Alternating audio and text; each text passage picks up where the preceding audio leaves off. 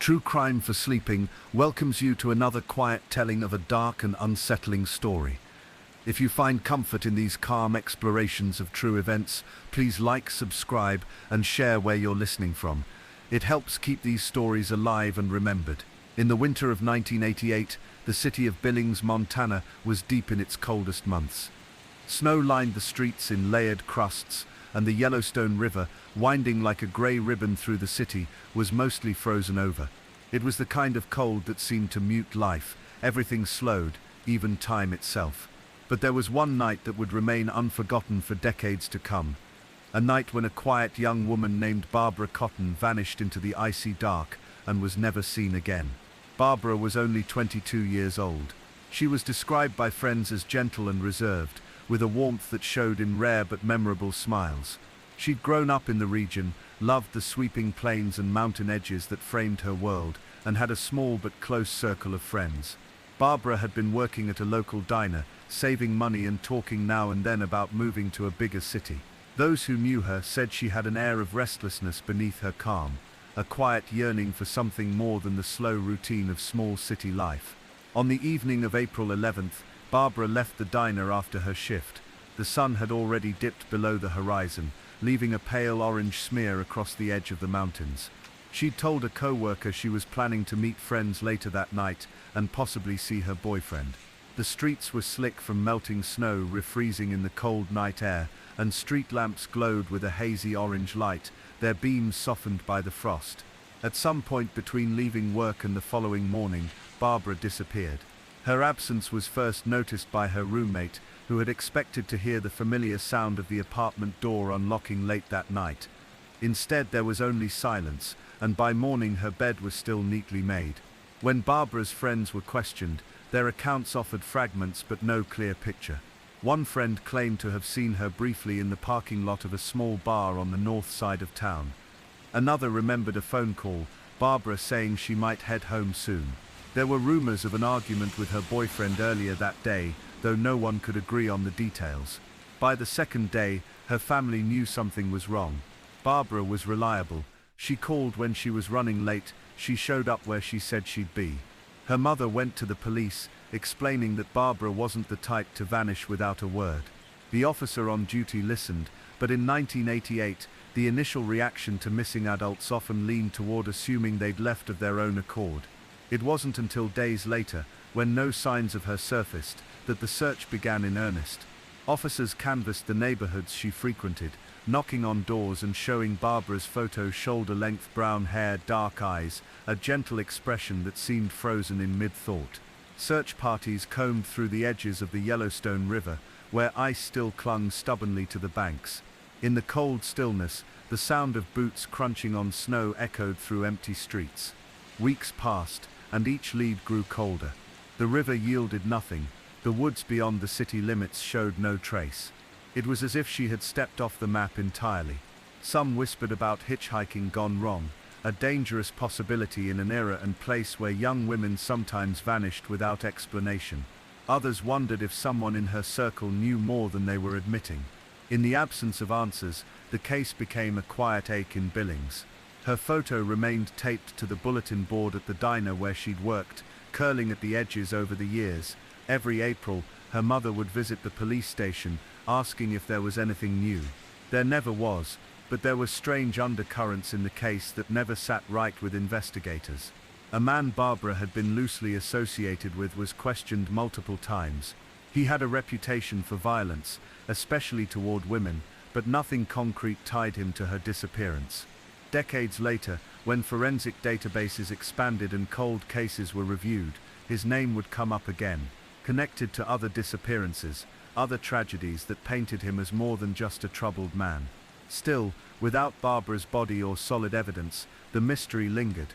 Those who remembered her spoke about the odd timing, how she had seemed quiet and distracted in the days before she vanished, how she had mentioned wanting to talk to someone about getting away. Whether she meant from the town, a person, or something else entirely was never clear. The story of Barbara Cotton remains one of Montana's enduring mysteries, a case that drifts between memory and the cold, unrelenting reality of an unsolved crime.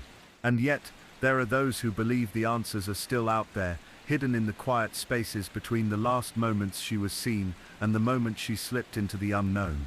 The search for Barbara Cotton in the spring of 1988 settled into a rhythm, slow, methodical and heavy, with a sense of something being just out of reach. By the time the second week had passed without a sign of her, the optimism that had briefly flickered in those early days began to dim. The police still checked tips, her friends still walked the routes she was known to take, and her mother still made calls to anyone who might have seen her, but there was a quiet resignation starting to creep in. Detectives began revisiting every detail of Barbara's last known movements, piecing together a timeline that was frustratingly vague. On April 11th, after her shift at the diner, she had left carrying her purse and a light jacket. A bus driver claimed to have seen her walking along North 27th Street just after 9 p.m., heading in the direction of the riverfront. Another sighting, from a man locking up a small hardware store, placed her near a payphone by an all-night convenience store. But when police pulled the phone records, there was no obvious trace of a call that matched the time frame or the people in her life. The police had also spoken to the friend who'd mentioned seeing Barbara near the parking lot of a North Side bar. This friend admitted she hadn't actually talked to Barbara. She'd only caught a glimpse of someone she thought was her, standing next to a tall man in a dark coat. The sighting was never confirmed. That man, though, became the subject of much quiet conversation. He was described as somewhere in his 30s, with dark hair and a long, narrow face. This description would be revisited years later, when cold case detectives began to suspect that Barbara's disappearance might have been the work of someone already on their radar. Barbara's boyfriend at the time was interviewed repeatedly. His name never made the papers, and police were careful not to call him a suspect. He claimed that the last time he spoke to her was earlier in the day on April 11th, and that they had a minor disagreement about her wanting to spend the evening with friends instead of coming over to his place. He insisted that they'd parted on okay terms. Still, there were inconsistencies in his statements that investigators noted but could not fully act upon. By mid-May, the search had expanded beyond Billings. Flyers were sent to neighboring towns, and even across state lines into Wyoming and North Dakota. Truck stops, bus depots and motels were checked. The vast stretches of rural land between towns in Montana made the task overwhelming. A single day's drive could cover hundreds of square miles with nothing but open plains and scattered farmhouses. If Barbara had been taken from Billings, she could have been anywhere. Her mother, Lois, became a constant presence at the police department. She was soft-spoken but persistent, the kind of person who never raised her voice yet commanded attention. She asked the same questions over and over, not because she didn't understand the answers, but because she couldn't accept that there were none. In her own quiet way, she was keeping the case alive simply by refusing to let it fade.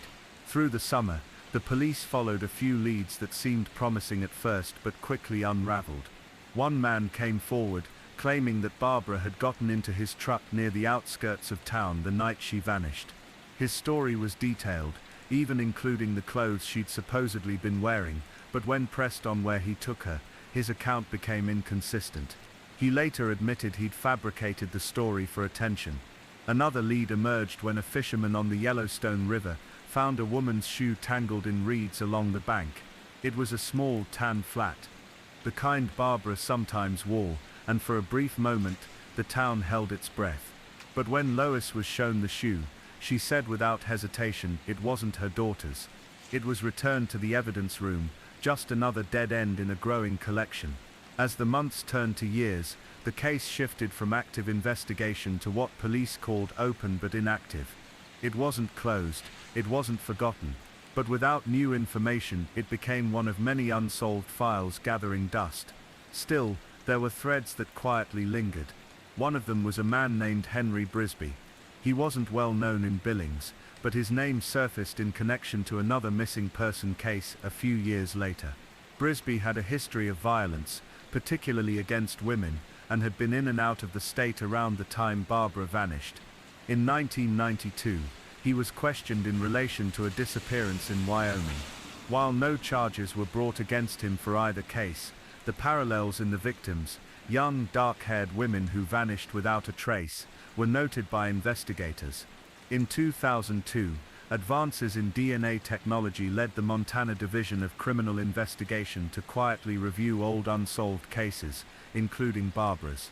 Although there was no physical evidence left from her disappearance, no crime scene, no recovered clothing, the suspect list was cross-referenced with known offenders in national databases. Brisby's name appeared again. Around this time, rumors resurfaced in Billings. Some whispered that Barbara had been seen hitchhiking out of town that night. Others believed she had willingly left with someone she trusted, only for things to turn violent. There was also a persistent theory that she had been killed the same night she disappeared, and that her body was hidden somewhere in the remote foothills, buried in a place that only her killer would ever find. Lois, even decades later, rejected the idea that Barbara had simply walked away from her life. She would have told me, she once said to a reporter from the Billings Gazette in a rare interview, if she wanted to go, she would have called. She would have said goodbye. That certainty was her anchor. Over time, the edges of the case blurred in public memory, but for those who had known Barbara, her absence was as sharp as the day she vanished. For her friends, the thought of her last hours became a constant loop, what she was thinking as she walked down those dimly lit streets, whether she sensed danger before it reached her. In recent years, there's been a growing interest in unsolved cold cases from the 1980s, with amateur investigators and podcasters taking a fresh look at old files. Barbara's case, with its haunting lack of physical evidence, drew attention from a small but dedicated group who began combing through newspaper archives, interviewing retired officers, and tracking down old acquaintances. One retired detective, speaking anonymously, admitted something that had never been made public. Early in the investigation, police had received a tip from a young woman who claimed to know exactly who took Barbara. This woman was frightened and hesitant, giving only a first name and vague details about a night of drinking and a man bragging about getting rid of someone. The lead was not followed aggressively at the time, a decision the detective regretted deeply in hindsight. The man she had named was never located. Whether he was real, an alias, or simply a fabrication remains unknown. But in a case with so few solid clues, even a shadow of a name felt significant. By the time the 30th anniversary of Barbara's disappearance approached, her story had quietly slipped into the realm of unsolved legend in Billings, the kind of story told in hushed voices, especially among women who had grown up in the area. It was a reminder that danger could find you even in the most familiar streets, and that some stories, no matter how often told, might never be complete. And yet, for those who have never stopped looking, the search for Barbara is not just about solving a mystery. It's about reclaiming a voice that was stolen, about giving back the truth that was taken along with her life. Somewhere, someone knows what happened on that cold April night in 1988. Whether they are still alive to tell it, or willing to, is the question that continues to hang in the frozen air over Billings. The summer after Barbara disappeared brought an oppressive heat that seemed to settle over the small lakeside town like a blanket that no one could shake off. The air was thick and still, and the sound of cicadas filled the long drawn-out evenings. But in the homes near the marina where Barbara had last been seen, there was a deeper kind of heaviness, one that had nothing to do with the weather. People still spoke of her, but in hushed tones, like her name carried with it a shadow they didn't want to invite into their lives. Detectives had been working steadily on the case for months, combing through tips and re-interviewing people who had seen or spoken to Barbara in the days leading up to her disappearance. They knew that on the night she vanished, she had left the small dockside cafe, where she worked part-time, saying she was meeting a friend. She had been in good spirits, joking with a co-worker as she stepped into the warm night air. But from there, the trail grew dim. The initial surge of leads had mostly come from well-meaning residents who had been startled by the suddenness of her vanishing. Some had claimed to see a woman matching Barbara's description getting into a dark-colored pickup truck near the edge of town. Others thought they'd spotted her walking along a rural road that cut through the woods. But every sighting, when investigated, dissolved into uncertainty. Detective Mark Holstead had taken the case personally. He'd grown up in the area, and though he hadn't known Barbara well, he remembered her from high school, a quiet, warm-hearted girl who seemed to listen more than she spoke. The image of her from those years didn't match the abrupt, mysterious way she had vanished. He often found himself replaying her final confirmed movements in his head, as though the truth might reveal itself in the spaces between the known facts. That summer, Halstead's attention kept drifting toward the old boathouse at the far end of the marina. It was a long weathered structure, its paint flaking and its windows clouded with dust. It had once been a hub for fishermen storing their gear, but in recent years, it had been largely abandoned. A few locals whispered about strange activity there, unfamiliar vehicles parked late at night, faint lights flickering inside when the place was supposed to be empty. The boathouse sat just far enough from the main dock that you wouldn't notice it, unless you were looking for it. He wasn't the only one who thought it might hold answers. A young man named Caleb, who lived in a trailer park on the outskirts of town, had come forward with a tip in July. Caleb wasn't known for reliability. He was often in trouble for petty theft or trespassing, but he claimed that on the night Barbara disappeared, he had been walking past the marina after visiting a friend, when he saw her near the boathouse. He said she was standing with a man whose face he couldn't clearly see, but who seemed to be wearing work clothes, the kind a mechanic or dockhand might wear. Caleb admitted he'd been drinking that night, which made his account shakier, but his story lingered in the investigators' minds. Halstead decided to quietly check the boathouse himself one evening in late July. The air was still, the sky a dull orange as the sun dropped behind the lake. He parked far from the marina and walked the rest of the way in, his shoes crunching softly on the gravel. The boathouse loomed ahead, its reflection shimmering faintly on the water. The door was unlocked, which was unusual given its supposed abandonment. Inside, it smelled faintly of oil and lake water. Dust lay thick on the counters, but here and there, he saw signs that someone had been inside recently. A chair pulled slightly away from the wall, a coffee mug with a faint ring of liquid inside, a rag draped over the arm of an old couch. There was nothing overtly incriminating, but the presence of small current signs of life in such an isolated spot unsettled him. He found a back door leading to a narrow dock that stretched out into the lake. The boards creaked under his weight, and as he stepped onto them a sudden memory flickered through his mind. An old case years ago, where a missing woman had been hidden in a boat moored in an isolated inlet. The thought made his chest tighten, though here there was no boat, only the dark, quiet water lapping softly against the pilings. Halstead didn't mention his visit to the boathouse in any official report. Without hard evidence, it was just another thread in a case full of loose ends. But he couldn't shake the feeling that it connected somehow to Barbara's last night. Meanwhile, Barbara's family continued their own search. Her younger sister Lillian was relentless. She organized community searches every few weeks, gathering volunteers to walk the wooded trails and rural roads around the lake. Each time, they found nothing: a scarf that didn't belong to her, an old shoe half buried in mud, a scrap of fabric too weathered to be identified.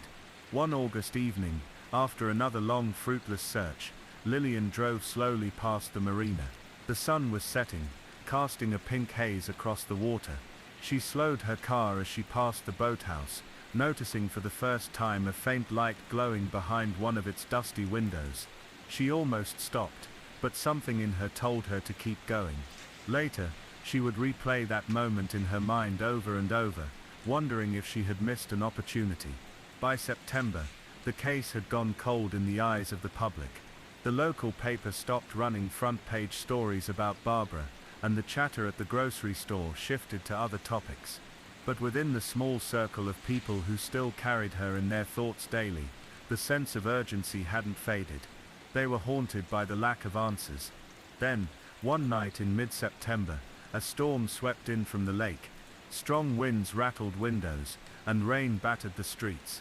The following morning, Halstead got a call from a maintenance worker who handled repairs at the marina. A section of the boathouse roof had been damaged in the storm, and while inspecting it, the worker had found something odd: a single waterlogged shoe, wedged into a gap between the roof beams and the wall. It was a small women's shoe, scuffed and worn. The worker hadn't recognized it, but when Halstead saw it, his stomach dropped. It looked strikingly similar to the pair Barbara had been wearing the night she vanished.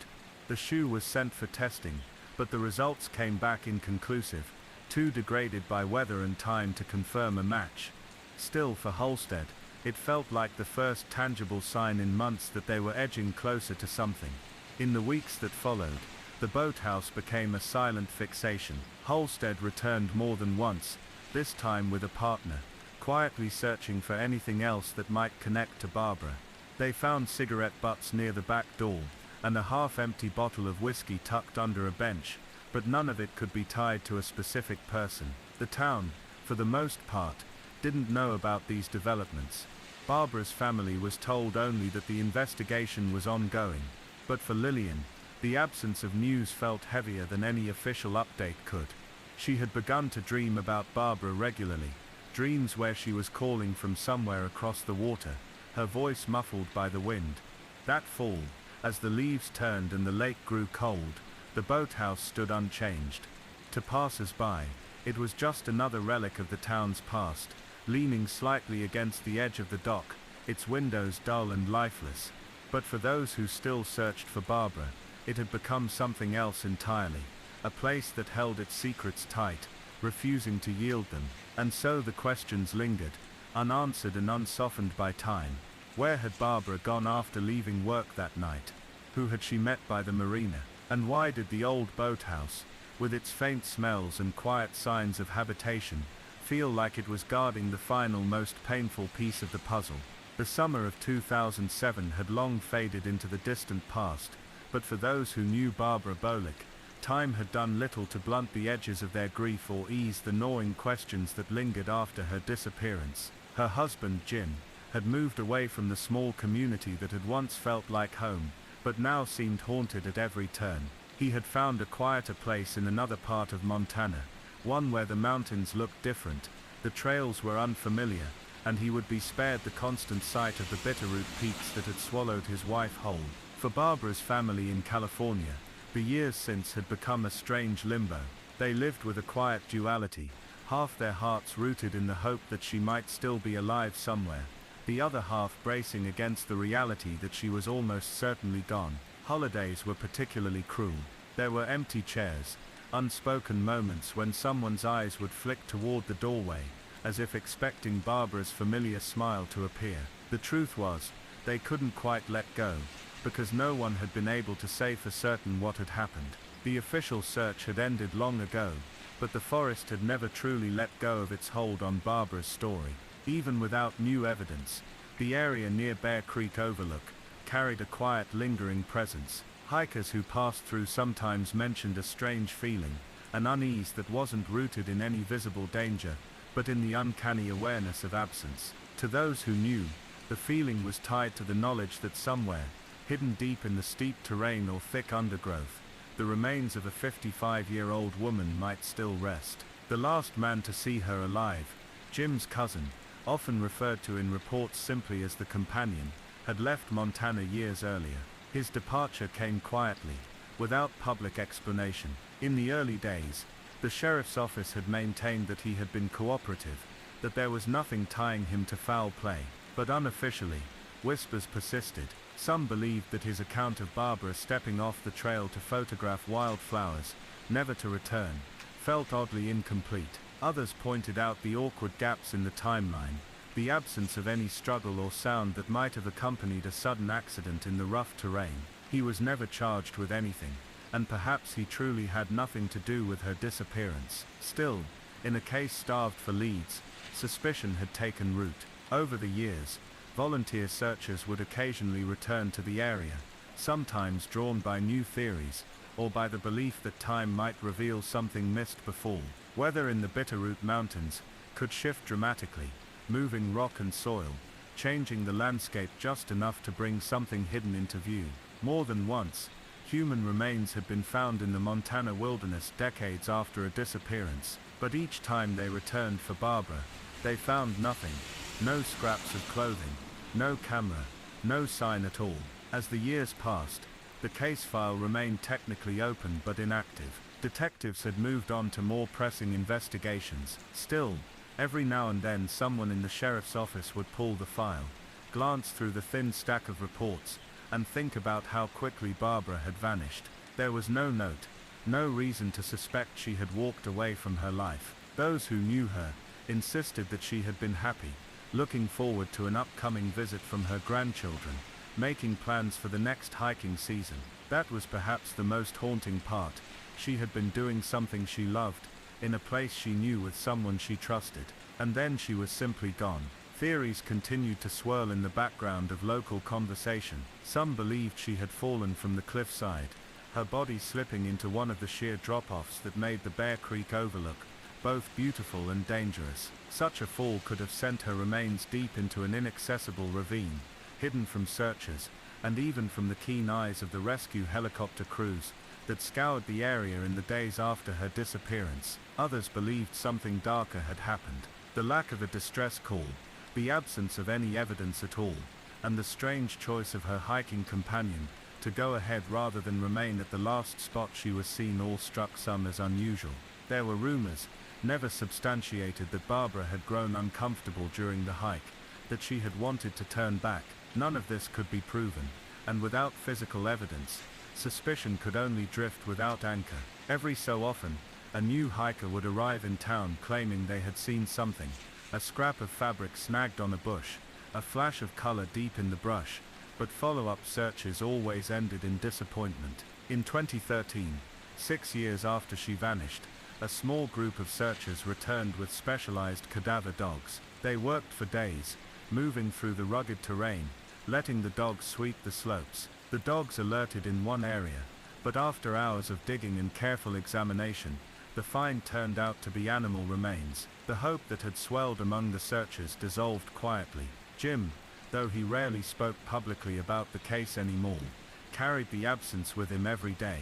He once told a friend that the hardest part was not knowing how to mourn, how to close a chapter that had never been finished.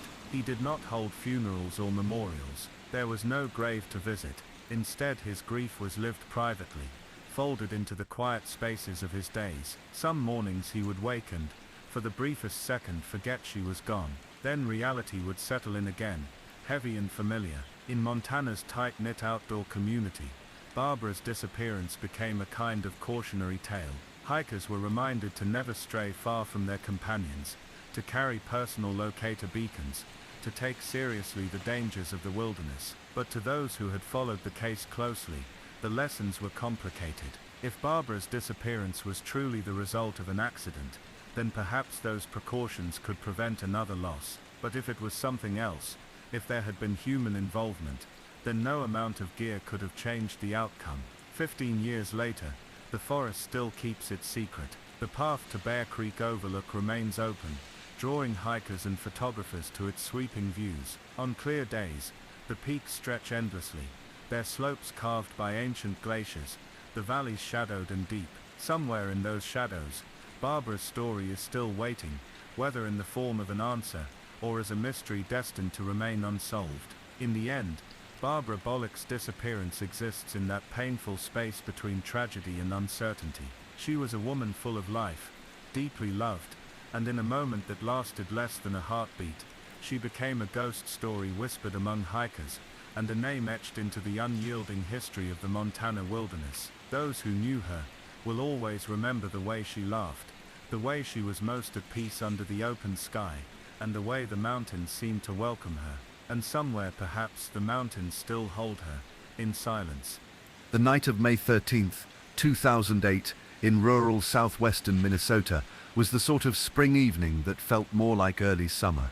The air was cool but mild, the scent of damp earth lingering after a day of scattered showers. In the small city of Marshall, college students were finishing exams, packing up dorm rooms, and looking ahead to the long stretch of summer freedom.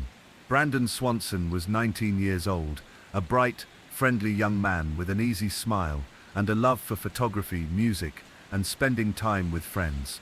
He had just completed his first year at Minnesota West Community and Technical College, where he studied wind energy, a program that was at the time still relatively new. His parents, Annette and Brian, described him as independent yet responsible. He was the sort of young man who called to check in, who was polite to strangers, and who wasn't afraid of hard work. On that Tuesday evening, Brandon had driven from his family's home in Marshall to nearby Canby, about 30 miles away, to attend an end-of-year gathering with friends from school. It was a small celebration, more about saying goodbye than partying hard. Friends later said Brandon had a few drinks, nothing that made him seem impaired, and that he was his usual good-humored self. Around midnight, he decided to leave Canby and head home to Marshall, a drive that should have taken less than an hour, along rural highways and county roads. Somewhere along the way, though, Brandon took a wrong turn. It's easy to do in that part of Minnesota, where the landscape rolls into gentle hills, marked by scattered farmhouses, long stretches of unlit gravel roads, and fields that in spring are freshly plowed and damp. In the dark, one gravel road looks much like another. Even a confident driver can become disoriented, especially without clear landmarks. At around 1:15 a.m., Brandon's car went off the road. He later told his parents he believed he'd driven into a shallow ditch and couldn't get enough traction to pull back onto the road. He wasn't hurt, and the car wasn't damaged, but it wouldn't budge. Rather than call a tow service in the middle of the night, he phoned his parents to come and get him. The call to Annette and Brian was calm at first. Brandon explained that he thought he was near the small town of Lind, just southwest of Marshall. They agreed to drive out and find him. Brandon stayed on the phone with them as they made their way along the route he described. But when they reached the area he'd indicated, they saw no sign of him, and no sign of his car. Brandon seemed puzzled but unconcerned. He described nearby landmarks, a row of lights in the distance, the sound of running water, a gravel road with fences on either side. He suggested that maybe he was farther out than he thought, so his parents tried other roads. Still, nothing. As the minutes ticked by, Brandon's tone shifted slightly, not panicked, but more focused. He told his parents he could see the lights of a town in the distance and would walk toward them while they met him halfway. He locked his car and began walking, staying on the phone with his father. The conversation lasted nearly 47 minutes.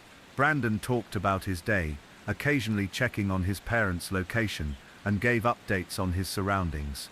At one point, he mentioned walking along a gravel road and then cutting across fields. He described hearing rushing water, possibly a stream or river, and navigating around fences. Brian tried to spot him with the headlights, but the two could never find each other. Shortly before the call ended, Brandon said abruptly, "Oh sh." The expletive was quiet but clear. And then, silence. The line stayed open for a moment, but there was no further sound. No scuffling, no cries for help, just nothing. When repeated calls to his phone went unanswered, Annette and Brian drove every possible road in the area until the first light of dawn. At 6:30 a.m., they reported Brandon missing to the local sheriff's office. It was the beginning of a search that would grow into one of the most baffling unsolved cases in the state's history. By late morning, deputies had located Brandon's car, not near Lind at all, but in a remote area northwest of Taunton, about 25 miles from where Brandon had thought he was. The vehicle was on the edge of a gravel road, its front end just slightly off into a shallow ditch, exactly as he'd described. There were no signs of damage, no broken glass, and no evidence of a struggle. Search teams quickly spread out on foot, on ATVs, and with dogs. They scoured the nearby fields, ditches, and waterways.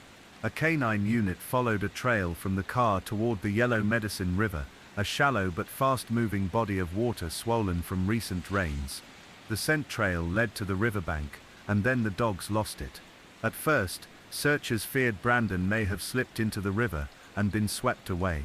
But days of intensive searching, including boats, divers and aerial sweeps, turned up nothing, no clothing, no belongings, no sign of a body. The absence of evidence was almost harder to process than a grim discovery would have been. If Brandon had drowned, surely something, even a shoe or a set of keys, would have been found downstream. But the river yielded nothing, and searchers began to question whether he'd ever actually entered it. As days stretched into weeks, the Swanson family returned again and again to the area, walking the same roads and fields their son may have walked, hoping for a clue. The landowners in the area cooperated fully, opening their properties to search teams. Still, the mystery deepened. By the end of May 2008, the official search efforts were scaled back, though the investigation remained open. Brandon Swanson had seemingly vanished into the night, leaving behind only questions, a bewildered community, and a family whose lives would never be the same. The headlights of Brandon Swanson's car had been the only light for miles, cutting through the early morning darkness on those rural Minnesota backroads. But at some point between his cheerful goodnight to friends and the confusion that followed, something had gone wrong. After the 911 call to his parents, the one that began with him calmly explaining that his car was stuck in a ditch, Annette and Brian Swanson got into their own vehicle without hesitation. They didn't bother changing clothes. The clock read a little after 2 a.m., and they assumed this was a minor inconvenience, maybe a wrong turn, maybe a patch of soft shoulder that had collapsed under the weight of the car. Brandon was 19, and though he'd been driving for a few years, these dark gravel roads could confuse anyone. On the phone, Brandon had assured his parents he was fine. He wasn't hurt, just a little embarrassed and frustrated. He told them he thought he was near the small town of Lind, which was only a few miles from their home in Marshall. The plan was simple: they'd meet him, pick him up, and get his car in the morning. But as they drove toward where he believed he was, the landmarks he described didn't match what they saw. For the next 20 to 30 minutes, Annette kept the phone to her ear, guiding Brandon as he tried to describe his surroundings. His tone remained casual, though occasionally tinged with irritation when they seemed to be missing each other by mere minutes. At one point, Brandon spotted what he thought was a gravel road intersection near some lights. His parents drove to the location, but found nothing. Frustration crept into the conversation. He insisted he could see the lights of Lind in the distance, but as they drove through the area, the Swansons realized he was nowhere nearby. Each minute added to their unease, though neither admitted it yet. Eventually, Brandon suggested he'd simply start walking toward what he thought was the town. He told them to meet him there. It wasn't cold enough to be dangerous that night, mid-40s, but it was still the kind of chill that seeps into your clothes if you stand still too long. Brandon was confident, and it reassured them. He was resourceful and independent, the kind of young man who didn't spook easily. As they continued to drive slowly, scanning the roadsides, Annette kept Brandon talking. She asked about where he was walking, and he mentioned passing along gravel roads and near fence lines. Occasionally, they'd hear his footsteps crunching on the loose rock, the faint hiss of wind over the phone. They both noticed that his voice was steady. He didn't sound afraid. That made what happened next even harder to process. Nearly 45 minutes into their search, Brandon suddenly interrupted himself mid-sentence. His tone shifted, not alarmed exactly, but startled. He said something along the lines of, "Oh, sir." Then the line went dead. Annette and Brian called back immediately, but the call rang until it went to voicemail.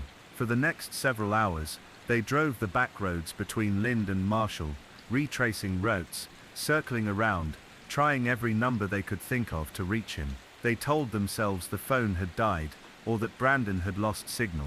They didn't want to believe anything else. By morning, exhaustion was setting in. The realization that they'd been searching for nearly 5 hours with no sign of their son began to push aside any sense of this being a misunderstanding. They went home, called friends, and then called law enforcement. The first hours of police involvement didn't bring the reassurance the Swansons expected. Authorities initially suggested that perhaps Brandon had simply decided to disappear for a while. An argument or frustration with his parents, they speculated, might have led him to walk away and not want to be found immediately. But Annette and Brian rejected this idea instantly. Brandon was close with his family, and there had been no argument. The tone of his calls right up until the moment the line went dead didn't match the theory. Eventually, law enforcement began to take the disappearance seriously. They started with Brandon's last known location, which surprisingly wasn't near Lind at all. His abandoned Chevy Lumina was found in a ditch just outside the tiny town of Taunton, about 20 miles from where he thought he was. This discovery shifted everything. The car was in decent condition, with no signs of forced entry or damage. It had rolled into a shallow ditch, but was not stuck in a way that would have prevented him from driving out with some effort. That raised the question, why had he left it behind instead of trying harder to get it moving? The most immediate explanation was disorientation. In the dark, with unfamiliar surroundings, Brandon may have believed he was closer to Lind when he began walking, but Taunton's location meant that if he had truly been heading toward the lights he saw, they weren't Lind's lights at all. Search teams, including local volunteers, police and trained dogs, fanned out from the location of the car. Bloodhounds picked up a scent trail leading along a gravel road, across fields, and toward the Yellow Medicine River. The scent followed a path suggesting he had moved with purpose. This wasn't aimless wandering, but when the dogs reached the river's edge, the trail seemed to stop. Investigators speculated that he might have tried to cross the river, possibly slipping and being swept away, but the river was shallow in places, not particularly fast-moving, and no body was found despite repeated searches. The lack of physical evidence troubled everyone involved. For his parents, every day after that morning became a routine of both searching and hoping. They joined volunteer search efforts, walking miles of uneven terrain, checking abandoned structures, drainage ditches, and farm outbuildings. Annette described the mental toll as waking up every day and having to relive the worst day of your life. The community, too, felt the strain. Marshall and the surrounding rural towns were small enough that Brandon's disappearance became deeply personal. Flyers were posted in every diner, gas station, and community bulletin board. Farmers allowed search parties to comb their land. People who barely knew the Swansons began bringing food and supplies to their home. Still, weeks turned into months, and no trace of Brandon appeared. The case began to take on the eerie weight of a mystery that refused to be solved. Without a confirmed sighting or any recovered belongings beyond the car, theories multiplied. Some believed he had drowned, his body carried farther downstream than searchers realized. Others thought he had met with foul play after leaving the riverbank, and there were those who suggested he might have staged his disappearance, though for his family, this idea felt cruel and baseless. Every so often, tips came in. A possible sighting in another state, someone claiming they overheard a conversation about a young man matching Brandon's description. Each one was pursued, but none panned out, and always, the image remained of that last phone call, Brandon's voice steady, the crunch of gravel underfoot, and then a sudden exclamation, as if he had been surprised by something just out of sight. Whatever happened after that moment was locked away in the silence of the Minnesota night. In the earliest hours of May 14, 2008, Brian and Annette Swanson had already made multiple passes along rural gravel roads, their headlights sweeping across endless fields of early spring crops, the ditches damp with recent rain. Brandon's voice, so calm and coherent when he had spoken to them, still rang in their ears. He had told them he was walking toward a friend's house in Lind, that he could see lights in the distance. Then, mid-sentence, he had simply stopped talking. No struggle, no cry for help, just the faint sound of him muttering, "Oh," before the line went silent. Brian had tried calling back immediately, but each attempt went straight to voicemail.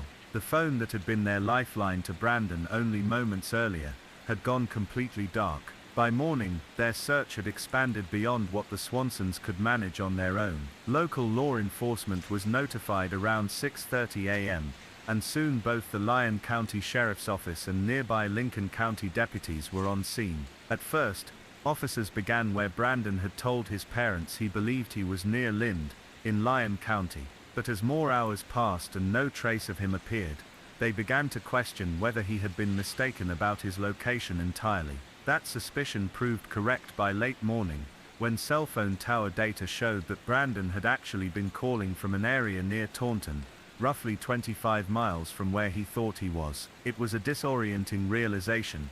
How could he have been so certain he was near Lind if he was actually in an entirely different county? Investigators suspected that, driving home in the dark after a graduation party, he may have taken an unfamiliar route, possibly missing a turn, and ended up far from where he intended. Once his car was found, the situation only deepened in mystery. It was discovered in a shallow ditch just off a gravel road, barely damaged, with no signs of having been in a serious accident. The doors were unlocked. His wallet, keys and cell phone were missing, presumably taken with him when he left on foot. Tire tracks showed that the car had simply rolled off the road into the ditch, the kind of mishap that wouldn't normally be cause for alarm, except for the fact that its driver had seemingly vanished into thin air afterward. Search teams mobilized quickly. By midday, K9 units were following what they believed was Brandon's scent along the gravel road away from the car.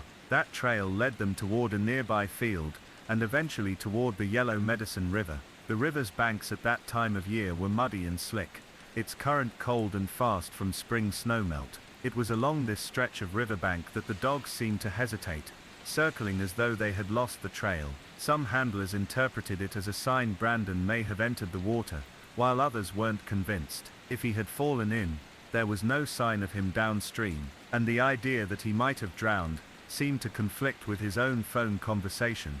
He had never mentioned water, panic, or trouble beyond trying to find his way. Still, in the absence of better leads, searchers began scouring the river and its surrounding area. Boats were launched, divers combed the murky water, overhead helicopters swept back and forth, their searchlights passing over fields, barns and tree lines. As the search stretched into its second day, the community's involvement grew.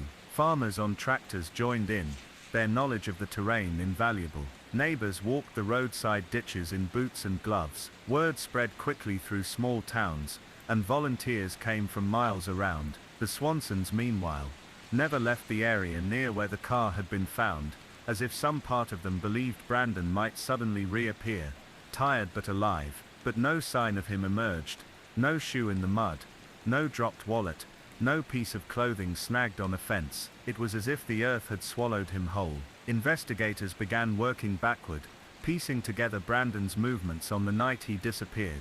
Friends who had seen him at the party said he was in good spirits, and had not appeared intoxicated. He had left around midnight to make the drive home to Marshall. Somewhere along the way, he called another friend to say he'd gotten stuck in a ditch, but believed he could get out. That friend had suggested he call his parents, which he did at 1:54 a.m. The timeline was tight and puzzling. In less than 45 minutes, he had gone from calmly walking toward what he thought were familiar lights to being completely unreachable. No other vehicles were reported in the area at the time. No one heard shouting or gunshots. There were no reports of a stranger offering him a ride. For Brian and Annette, each theory offered by law enforcement seemed both possible and impossible at once. If Brandon had entered the river, where was his body? If he had walked away from the area, why had no one spotted him in the hours before dawn? If he had been met with foul play, where was the evidence? By the third day, the search had expanded into hundreds of acres of farmland, marshland and riverbank. ATVs and horses were brought in to cover more ground. The sheriff's office coordinated grid searches, ensuring that no patch of tall grass or thicket was overlooked. Still, the result was the same: nothing. When night fell again, the Swansons were faced with an impossible reality. Their son had simply vanished from the middle of an open landscape, with no witness to his final moments. The land around Taunton was vast but flat. You could see a car's headlights for miles, and yet, Brandon's trail had ended abruptly on the bank of a river that might, or might not have held the answer. The haunting nature of the case began to set in for the community. People who had never met Brandon found themselves scanning ditches during their daily drives, glancing toward the horizon when they stepped out on their porches at night. The Swansons knew, deep down, that their son would not simply walk away without contacting them. He was responsible, thoughtful, and close to his family. That left them with one conclusion: something or someone had prevented him from coming home. In the days that followed, search efforts slowed but never stopped. Volunteers came less frequently, but the Swansons and a small core group of friends returned to the area again and again, walking the same routes, checking the same fences and creek beds. The sound of wind moving through the grass became a constant, a reminder of just how empty the landscape was. Sometimes, they would hear the distant rush of the river, and stand silently, listening, as if it might speak. The case was officially classified as a missing person investigation. There was no evidence of a crime, yet the sheer strangeness of Brandon's disappearance made it difficult for many to believe this was a simple accident. The silence of that final phone call hung heavy in the air. What had he seen or heard in that moment that prompted his abrupt exclamation? Why had his phone gone dead immediately after? By the end of the first week, no physical evidence had been found beyond the car. No bank activity, no sightings, no explanation, only questions that seemed to multiply with time. And in that rural Minnesota landscape, with its long, empty roads and unbroken fields, those questions began to feel endless. As the summer of 2008 began to fade into autumn, the search for Brandon Swanson had become something almost ritualistic in Marshall, Minnesota. Volunteers no longer gathered in large groups under tents and sun shelters like they had in the first weeks. Instead, a few determined locals, family members and friends continued to meet quietly, often before sunrise, to set out with ATVs, boats and walking sticks. They knew they weren't simply searching for a lost young man anymore, they were searching for answers. Annette and Brian Swanson were among the most steadfast participants. They never allowed more than a few days to pass without some kind of search effort. If it wasn't physically scouring fields and ditches, it was making phone calls, following up on tips, or reviewing the latest reports from law enforcement. The couple had built a kind of mental map of the area surrounding Taunton, Lind and Porter, marking spots they'd searched and returning to others just to be certain. It wasn't unusual for Annette to find herself staring out across the prairie late in the evening, the land stretching so far that the horizon seemed to waver in the dim light, wondering how her son could have vanished so completely in a place so open. The land where Brandon disappeared was deceptively treacherous. At a glance, it was flat and harmless, farm fields, pastures and dirt roads intersecting at sharp right angles. But woven between the fields were drainage ditches, creeks and steep embankments, features that could be dangerous in the dark, especially for someone on foot. The Yellow Medicine River wound through the area, shallow in places but unpredictable, with deeper pools and slippery banks. If Brandon had fallen into the river, the current could have carried him a long way before anyone knew to search the water. Yet repeated searches, even using specialized teams and dogs trained to detect human scent from the surface of water, turned up nothing. One of the most perplexing details remained the phone call Brandon had with his father. It wasn't just the content of the call, it was the sound of Brandon's voice. Brian remembered how calm and coherent his son had been, how he described landmarks and the sound of crunching gravel under his feet. Then there had been that sudden sharp exclamation, "Oh shit," before the line went silent. Investigators could not determine whether the call dropped due to poor reception, or if something happened in that moment. The phone had gone dead, and never reconnected. It had either been switched off, destroyed, or had simply lost its battery charge. The cell phone records gave one of the only firm leads early on. Contrary to Brandon's belief that he was near Lind, the pings placed him much farther northwest, near Taunton. This was a significant distance away, about 20 miles from where he had told his father to look for him. This discrepancy puzzled everyone. Brandon was familiar with the area, having grown up in Marshall. How could he have been so mistaken? Some theorized the darkness, the stress of the night, and the unfamiliar backroads could have disoriented him. Others wondered if there had been a second party involved, someone who might have picked him up and taken him elsewhere.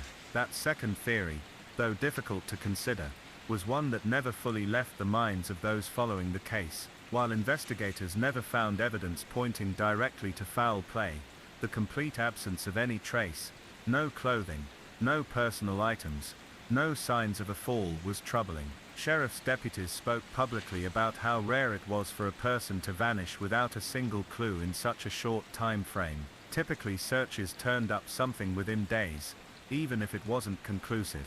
With Brandon there was nothing. The Swanson family, in their grief, became advocates for change. They discovered that in Minnesota at the time, there was no specific protocol for immediately searching for an adult who went missing. Law enforcement often waited, citing the possibility that the person had left voluntarily. Brandon's parents knew in their bones that waiting even a few hours could cost lives. Through persistent lobbying, they worked with legislators to draft what became known as Brandon's Law. Passed in 2009, the law required law enforcement agencies to promptly begin investigations into missing adult cases when suspicious circumstances were present. It also established clear guidelines for interagency cooperation and the use of resources like search dogs and aircraft. It was a bittersweet achievement. The law was a legacy for their son, but it came from the enduring absence of answers. Meanwhile, the searches continued. Years later, in 2010, specialized teams returned with fresh strategies, focusing again on the Yellow Medicine River. Divers and dogs scoured the water. The riverbanks were walked and re-walked. Soil was probed for signs of disturbance. Still, Brandon remained missing. The frustration grew heavy for volunteers who had given countless hours. Some quietly stepped back, worn down by the sheer emotional weight of the case. Others refused to stop, saying that even if years passed, they'd keep looking. There were occasional moments of renewed hope. A farmer would report finding a piece of fabric in a field, or a hunter would notice something unusual in the brush. Each time, investigators examined the items carefully. Without fail, they turned out to be unrelated. Bits of discarded clothing, scraps of material carried by the wind. It was like chasing shadows. The Swansons learned to temper their emotions when new tips came in, trying to guard themselves against the sharp drop of disappointment. The mystery took on an almost haunting quality for the communities involved. In Taunton, Lind and Marshall, Brandon's face, young, smiling, full of life, appeared on flyers that never seemed to fade from notice. His name was spoken quietly in diners, in farm supply stores, and in grocery aisles. People speculated, sometimes endlessly, about what could have happened. Was it a tragic accident, with Brandon lost in the vast fields, hidden by tall grass and water, or had someone intercepted him in those early morning hours? No one could say for sure. For Annette and Brian, the years after his disappearance became a blend of searching and waiting. Birthdays and holidays passed with an empty chair at the table. The phone never rang with the call they longed for, yet they refused to declare him gone in any legal sense. As long as they didn't have proof, they clung to the hope, however faint, that he might still be alive somewhere. Perhaps he had suffered an injury, and wandered far, losing his memory. Perhaps he had found refuge somewhere else, unable to return. These were unlikely scenarios, but hope is rarely logical. It grows in the spaces between facts. In quieter moments, the Swansons would think about that night. Brandon had been walking along a gravel road, the sound crunching beneath his feet, describing the dark countryside. They would picture him out there, under the enormous Minnesota sky, stars spread like dust above him, fields stretching into the shadows. He might have been cold, but his voice had been steady.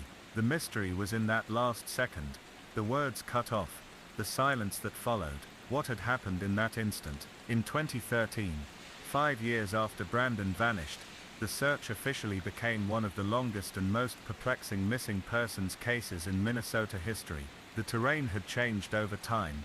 Crops had been planted and harvested dozens of times, riverbanks eroded and shifted, but the core mystery was untouched, immune to the passing years. Even now, when the wind moves through the tall grass near Taunton, some locals say they think about that night in May. They think about the quiet of the countryside, the vastness of the land, and how easily a person can disappear without a trace. They think about the Swansons, still searching, still hoping. And they think about Brandon himself, a young man who set out to walk toward the lights of home, and instead walked into a mystery that has never been solved. Somewhere in that darkness, there is an answer. Whether it lies beneath the soil, in the currents of the Yellow Medicine River, or in the memory of someone who has never spoken, it remains hidden. For now, the story of Brandon Swanson is a reminder that even in our own backyards, there are places where the world can simply swallow someone whole, and leave nothing but questions behind.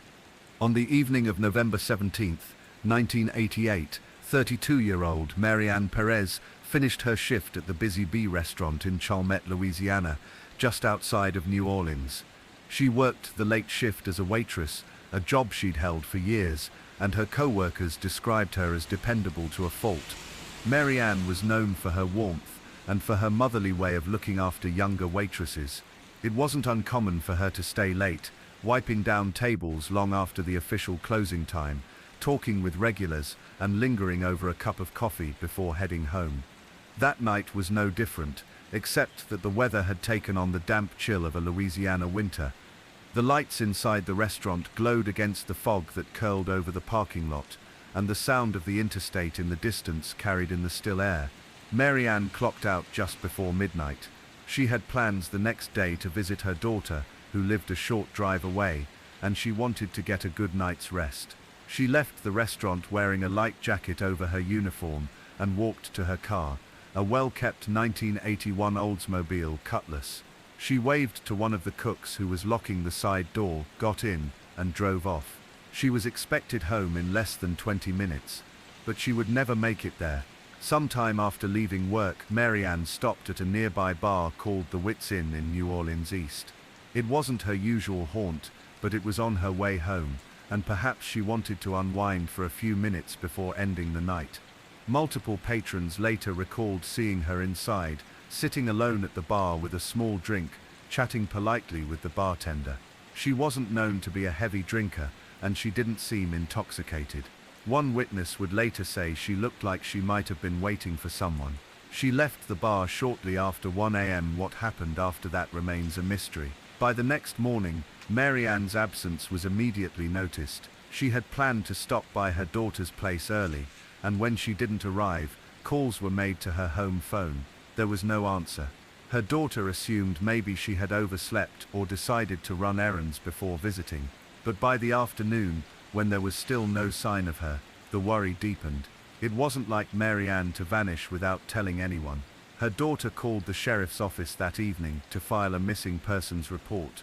At first, deputies treated it as a routine case. Most adults who go missing, they reasoned, turn up within a day or two.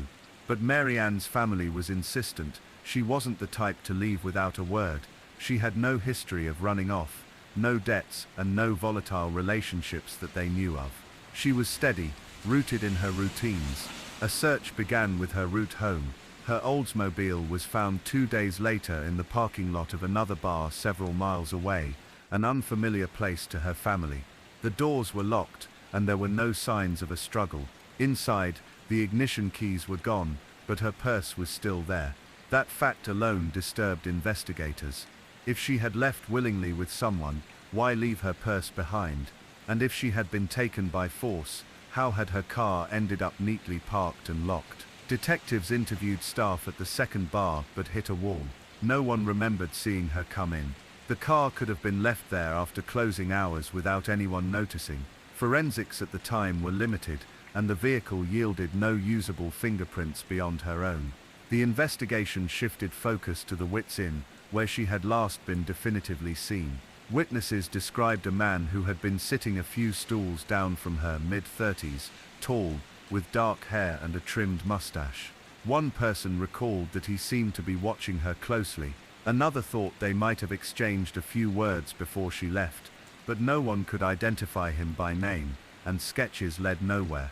As the days passed, hope faded.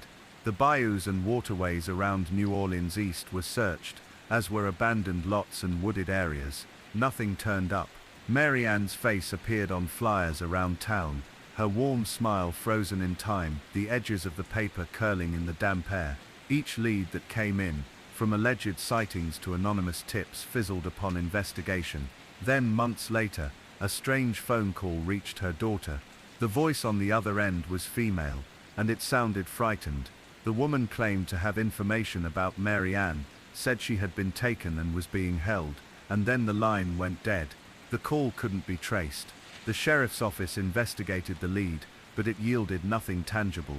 Still, it planted a haunting possibility that Maryanne might have been alive for some time after she disappeared. Over the years, theories emerged. Some believed she had been the victim of a random abduction, possibly by someone cruising late-night bars for vulnerable women. Others pointed to the possibility of a more targeted crime, perhaps by someone she had known casually.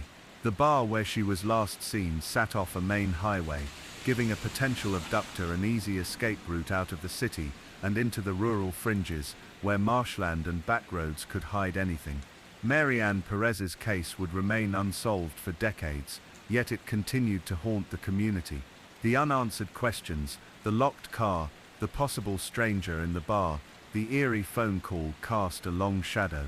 For her family, every new tip was both a flare of hope and a reopening of grief. It is in the small, quiet details where the tragedy feels sharpest. The untouched coffee cup she left at home that night, the unopened birthday card she had bought for her grandson, the simple life interrupted without explanation. The days after Maryanne Perez vanished were drenched in a peculiar mixture of hope and dread, a liminal space that family, friends and investigators struggled to occupy. Those first weeks, The initial surge of community support painted a hopeful picture. Flyers plastered lampposts and storefront windows, pictures of Maryanne smiling, her eyes warm and steady, accompanied by the simple message, "Have you seen Maryanne Perez?" At the family home, the hum of unanswered phone calls filled the quiet rooms. Her daughter Lisa replayed their last conversation repeatedly, searching for something missed, some hint of distress or fear. Maryanne had sounded normal, even cheerful. The steady cadence of her voice was a balm, one that Lisa clung to desperately. But as days turned to weeks, the reality settled. Maryanne was truly gone. The police worked quietly but methodically. Their investigation revealed the fragments of a timeline that became harder to piece together the further they dug. Maryanne's last confirmed sighting at the Wits Inn was perplexing in its ordinariness. A woman finishing her shift, stopping by a bar, then vanishing into the night.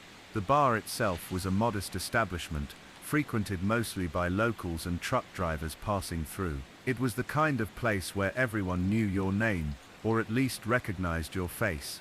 The man witnesses described, a figure watching her leaning quietly at the bar, became a central thread in the investigation.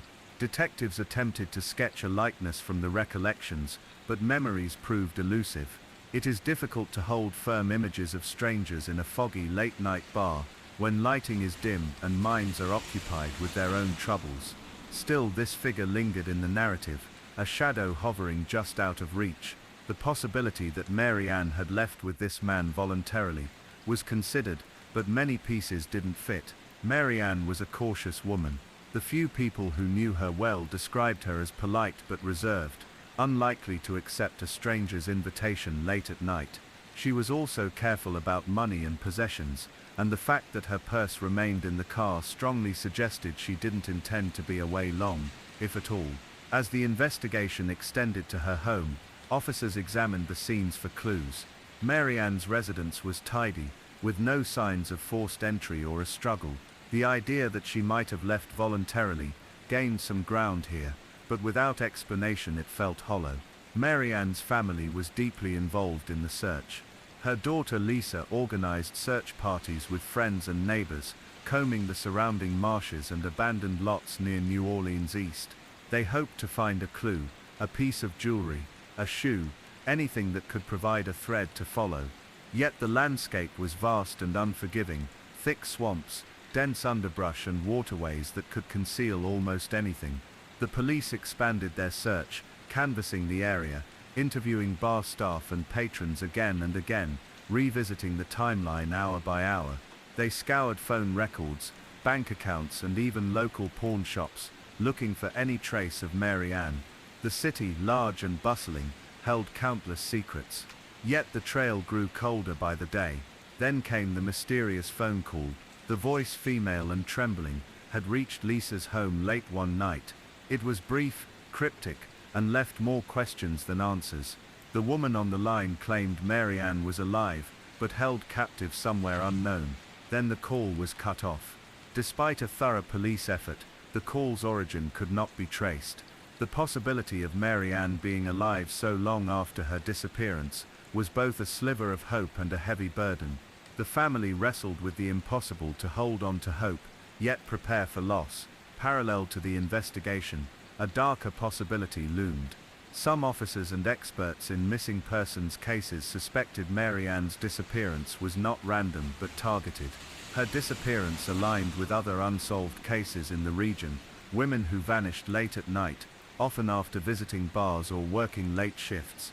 In those years, the area surrounding New Orleans East saw increased reports of predatory behavior and suspicious vehicles. One theory proposed that a serial offender might have been active, preying on women who were vulnerable due to late-night work or isolation. The shadowy figure spotted at the Wits Inn could have been a part of this broader pattern. This possibility was explored in depth, but the evidence remained circumstantial. No direct links to other cases were established, and no suspects emerged with enough evidence to hold. The city's geography itself complicated matters. New Orleans East and its outskirts are a patchwork of neighborhoods, wetlands, industrial zones and undeveloped land. The area's sprawling marshes and bayous offer perfect hiding places for evidence or victims. but they also make search and rescue operations difficult and time-consuming. In the days and weeks following Maryanne's disappearance, search teams used boats to patrol waterways, canine units to follow scents, and volunteers to fan out across dense brush. Yet nothing surfaced. The police also turned to technology available at the time. Though limited compared to today's standards, they utilized fingerprint databases, vehicle registration systems, and cross-referenced reports of stolen vehicles or suspicious activity. A strange development came when the investigation uncovered that Maryanne's car had been seen parked outside the second bar, the 1 mile away from where she was last seen alive. This raised a crucial question: was the car moved there intentionally to mislead, or was it driven there by Maryanne herself? Given that the keys were missing, the car's presence there was unsettling. If someone else had left it there, why leave the purse inside? If Maryanne had parked it there, why would she walk away from her own car late at night in a place unfamiliar to her family? Adding to the mystery, no signs of a struggle or forced entry were reported around the car. This suggested the possibility that she might have left the vehicle willingly, or had been convinced or coerced to do so. Interviews with bar staff and local residents revealed another layer of complexity. Several individuals mentioned a man who had been frequenting both bars in the weeks leading up to Maryanne's disappearance. He was described as charming but somewhat intense, with a tendency to linger near female patrons. Police created a composite sketch from these accounts, but the man was never identified. There was no arrest, no matching criminal record. He vanished into the background, a phantom who might have been connected, or might simply have been another face in the crowd. As months passed, the investigation began to rely more on cold case techniques. Detectives revisited the case with fresh eyes, bringing in newer forensic experts. Advances in DNA technology were years away, and evidence from the scene was limited, but hope persisted. The human toll of Maryanne's disappearance was profound. Her family grappled with the impossible task of moving forward while holding on to uncertainty. Holidays passed with an empty chair at the table. Birthdays came and went with unanswered prayers. Lisa, Maryanne's daughter, became a quiet advocate, pushing local authorities to keep the case open, to continue searching, and to listen to any and all tips. She formed bonds with other families of missing women in the region, creating a support network bound by shared pain and unresolved loss. Their stories intertwined, the collective ache of missing mothers, sisters and daughters, whose lives were cut short or erased without explanation. In time, some theories shifted from abduction to the possibility of foul play by someone close to Maryanne. There were rumors, unsubstantiated and painful, of strained relationships or secrets hidden beneath the surface. Yet nothing concrete ever emerged. The layers of her life, the diligent worker, the devoted mother, the friend who looked out for others, remained intact in the memories of those who loved her. It was as if the disappearance had fractured a timeline, leaving behind only fragments and shadows. The community around Maryanne also felt the ripple effects. Neighborhoods that once felt safe became tinged with suspicion. Late night shifts grew harder for women who felt the chill of vulnerability in the streets. Local bars, once gathering places, became spaces where wary glances and hushed conversations replaced casual camaraderie.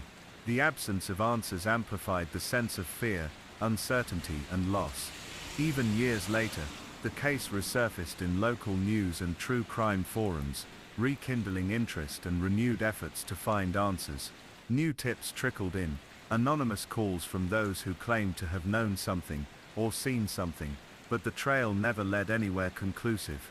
Maryanne Perez's case remains officially open, a haunting testament to the fragility of safety and the resilience of those who refuse to forget. It reminds us how one quiet life, seemingly ordinary in every way, can ripple outward, leaving traces in hearts and histories long after the body has disappeared. The details of that November night, the fog settling over the parking lot, the dim glow of the bar's neon sign, the empty seat at the end of the counter, linger like a silent echo, inviting us to remember and to keep searching. As months turned into years, the search for Maryanne Perez grew quieter, but never truly stopped. The echoes of her disappearance reverberated through the community, her family, and the investigators who refused to close the case without answers. What made Maryanne's vanishing particularly haunting was not only the absence of a body, but the trail of small, often contradictory clues that refused to coalesce into a clear picture. In the years following the initial investigation, the case evolved into a study of absence and uncertainty, a challenge for law enforcement and family alike. This third chapter of Maryanne's story takes us deeper into the complexities of missing persons cases, how time alters evidence, shifts theories, and shapes the emotional landscape of those who search for answers. The police continued to revisit the evidence with new technologies and fresh perspectives. In the mid-2000s, as DNA analysis advanced, there was renewed hope that biological traces, skin cells, hair, or other forensic material, might offer a breakthrough. Unfortunately, Maryanne's case lacked sufficient physical evidence to test. The absence of a crime scene, or recovered personal items, meant that forensics could only go so far. Investigators turned to interviews, and the painstaking re-examination of witness statements. One detective, who had worked on the case from the beginning, described the challenge of piecing together memories that were often foggy or incomplete. The passage of time blurs details, and witnesses' stories shifted slightly with each retelling. One recurring name emerged in these interviews, a man who seemed to appear at both bars Maryanne visited that night, and had been seen watching her closely. While his identity was never confirmed, some in the local community whispered that he was a drifter, someone known for a wandering lifestyle and a dark past. There was no official confirmation or charges related to this individual, but the suspicion clung to him like a shadow. The police also explored the possibility that Maryanne's disappearance was linked to organized crime or human trafficking. New Orleans, as a port city with a complex history, has long struggled with such issues, and the late 1990s were no exception. However, no direct evidence supported this theory. The case remained firmly grounded in the possibility of an individual abduction. Behind the investigation was the painful emotional toll on Maryanne's family, which could not be measured or quantified. Her daughter Lisa, now older and carrying the weight of her mother's absence into adulthood, often spoke about the limbo in which they all existed, a life suspended between hope and despair. In interviews years later, Lisa recalled the constant tension between wanting to hold on to hope and needing to confront the possibility of loss. She spoke of the conflicting feelings, clinging to memories of her mother's laugh and kindness, while trying to make peace with a reality that made no sense. The family's grief was compounded by the uncertainty of the unknown. Without answers, there was no closure, no final moment to mourn. Instead, the pain persisted as a slow, gnawing ache. Friends and neighbors remembered Maryanne as a woman devoted to her family and quiet in her demeanor. They described her as someone who carried burdens without complaint, a woman whose life was defined by routine and care. This portrait of Maryanne complicated the case further. She was not someone who sought attention or conflict, which made her disappearance even more perplexing. What had happened to a woman who, by all accounts, was cautious and careful? One avenue the police pursued was the investigation into Maryanne's personal relationships. They interviewed family members, acquaintances, and co-workers. Despite rumors that sometimes circulated, there was no evidence of domestic violence or abuse that might have explained a voluntary disappearance or foul play.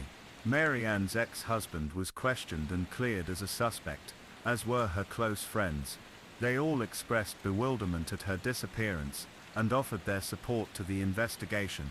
The theory that Maryanne had encountered a dangerous stranger remained the most accepted explanation. The rural marshy landscape surrounding the city made it an ideal location for someone intent on hiding evidence or avoiding detection. Volunteer search parties continued to scour these areas over the years. Some found personal items unrelated to the case, while others returned with nothing but exhaustion.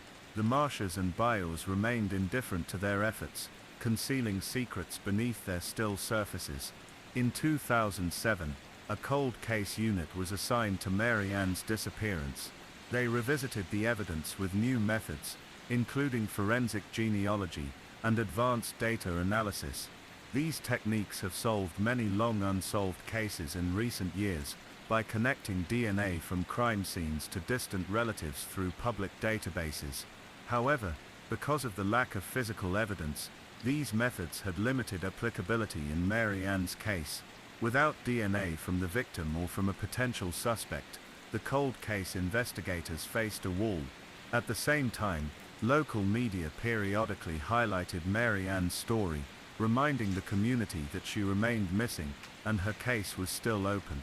These articles often sparked new leads, tips from people who claimed to have seen someone resembling Maryanne or who had heard rumors that might be connected, but many of these leads ended in dead ends or in confusion.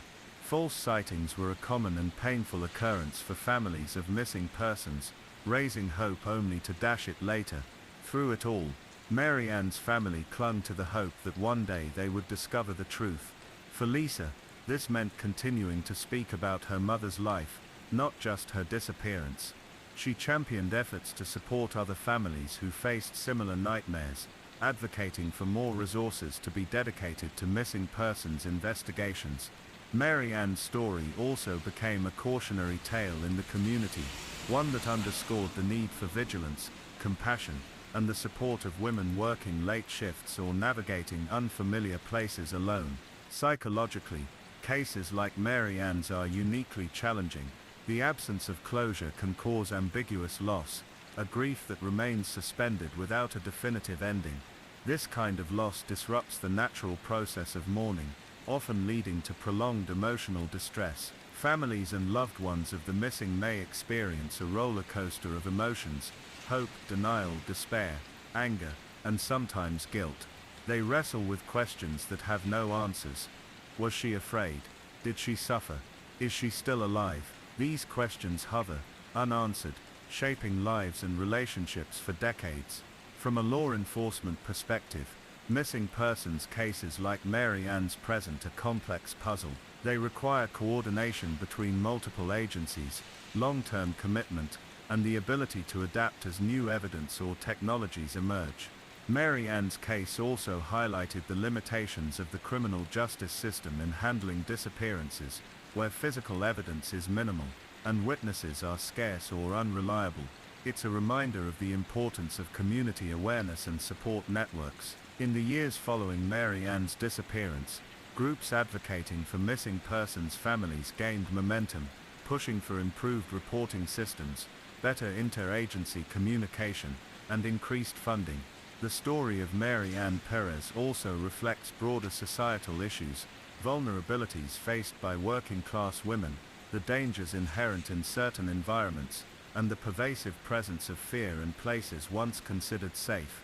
As time passed, Maryanne's story settled into the collective memory of New Orleans East. It became part of local folklore, a quiet whisper passed between neighbors, a reminder of lives interrupted and questions left unanswered. For those who knew her, Maryanne remained more than a missing person. She was a mother, a friend, a woman whose absence carved a hollow in their lives. The cold case files, yellowed and worn, held the details of that November night, the interviews, the search logs, the theories, but they could not fill the void left by her disappearance. In the quiet moments, those closest to her remembered the small things, the way she laughed softly at a joke, the careful way she made coffee each morning, the kindness in her eyes when she listened. The story of Maryanne Perez is not just a record of a missing person, it is a narrative of love and loss, hope and despair, mystery, and the relentless human drive to find meaning and truth amid darkness. The unanswered questions linger. What happened to Maryanne that night? Who was the man watching her? Was she taken against her will, or did something else occur? Is she still out there somewhere, waiting to be found? Though the investigation had not yet solved the mystery, Maryanne's story continued to resonate, a haunting, slow-burning presence in the lives of those who remember, and those who still search. The years following Maryanne Perez's disappearance unfolded like a slow, somber tide, washing over her family, friends and the community with waves of unresolved grief and lingering questions. Each anniversary, each news article, and each renewed search stirred memories and hope. but also the deep ache of uncertainty that settles in when answers refuse to come. Maryanne's family, particularly her daughter Lisa, became quiet pillars of strength amid a whirlwind of pain. Lisa had grown up navigating the complex emotions tied to a mother who vanished without a trace, her life forever marked by an absence that no passage of time could erase. In the years since the night Maryanne disappeared, Lisa found herself grappling not only with grief, but with a need to understand who her mother was, and what might have happened in those final hours. She began piecing together stories from those who knew Maryanne best, neighbors who remembered the way she cared for her home, friends who recalled her gentle humor, co-workers who respected her diligence. Maryanne was not a woman defined by tragedy, she was defined by the life she lived before it. This process of remembering was both healing and heartbreaking. It reminded Lisa that her mother was more than a missing person on a police report. She was a complex, vibrant woman with hopes, struggles, and an ordinary life suddenly shattered by an extraordinary absence. For the family, the legal and investigative processes often felt slow and frustrating. Despite periodic efforts by law enforcement, cold case units revisiting evidence, outreach to the public for tips, and advances in forensic technology, progress remained elusive. One particularly painful realization for those close to Maryanne was the challenge of navigating a system not fully equipped to handle long-term missing persons cases where physical evidence was scant. In many ways, Maryanne's case exemplified the broader difficulties facing families of the missing: the emotional isolation, the frustration with bureaucratic processes, and the creeping despair as leads dry up. But Lisa and her family refused to allow despair to define their story. Instead, they became advocates, raising awareness for missing persons and encouraging the community to remain vigilant and compassionate. This advocacy included speaking to local groups about the dangers women can face, especially when working late or traveling alone. It involved calls for better support services for families and improved training for law enforcement to handle disappearances more effectively. Maryanne's story inspired others to speak up, women who had been fearful or reluctant to share their experiences of harassment or intimidation, people who saw in Maryanne's disappearance a reflection of vulnerabilities they themselves faced. Throughout this time, investigators remained committed to following any lead, no matter how small. One line of inquiry centered on the mysterious man seen near Maryanne that night, whose identity was never confirmed.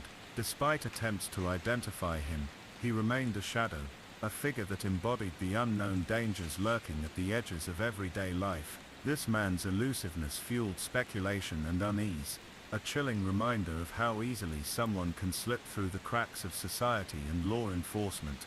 In the wider community, Maryanne's disappearance became a somber symbol of the fragility of safety and the unpredictable violence that can erupt without warning.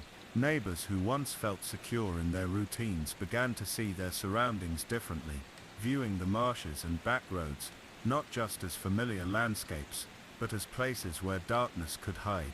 The psychological impact extended far beyond Maryanne's immediate circle. It rippled outward, touching anyone who heard her story or knew the pain of unanswered loss. For Lisa, this meant reconciling the past with the present, holding on to the mother she loved while accepting that the mystery might never be fully solved. Her reflections often returned to the questions that haunted her family and the investigators alike. What truly happened that night on the dark streets of New Orleans East? Was Maryanne's disappearance the result of a chance encounter with a violent stranger, or something more sinister and planned? Was she still alive in the days following, trapped somewhere, or had she succumbed quickly to unknown forces? These questions carried no easy answers. The lack of closure was a heavy burden, one that transformed grief into a slow-burning, ambiguous loss. Experts in psychology describe this type of grief as uniquely challenging. Without a body or definitive proof of death, families remain suspended in uncertainty, their mourning process interrupted and prolonged indefinitely. Lisa spoke about this experience in interviews over the years, describing the emotional limbo of hoping against hope while fearing the worst.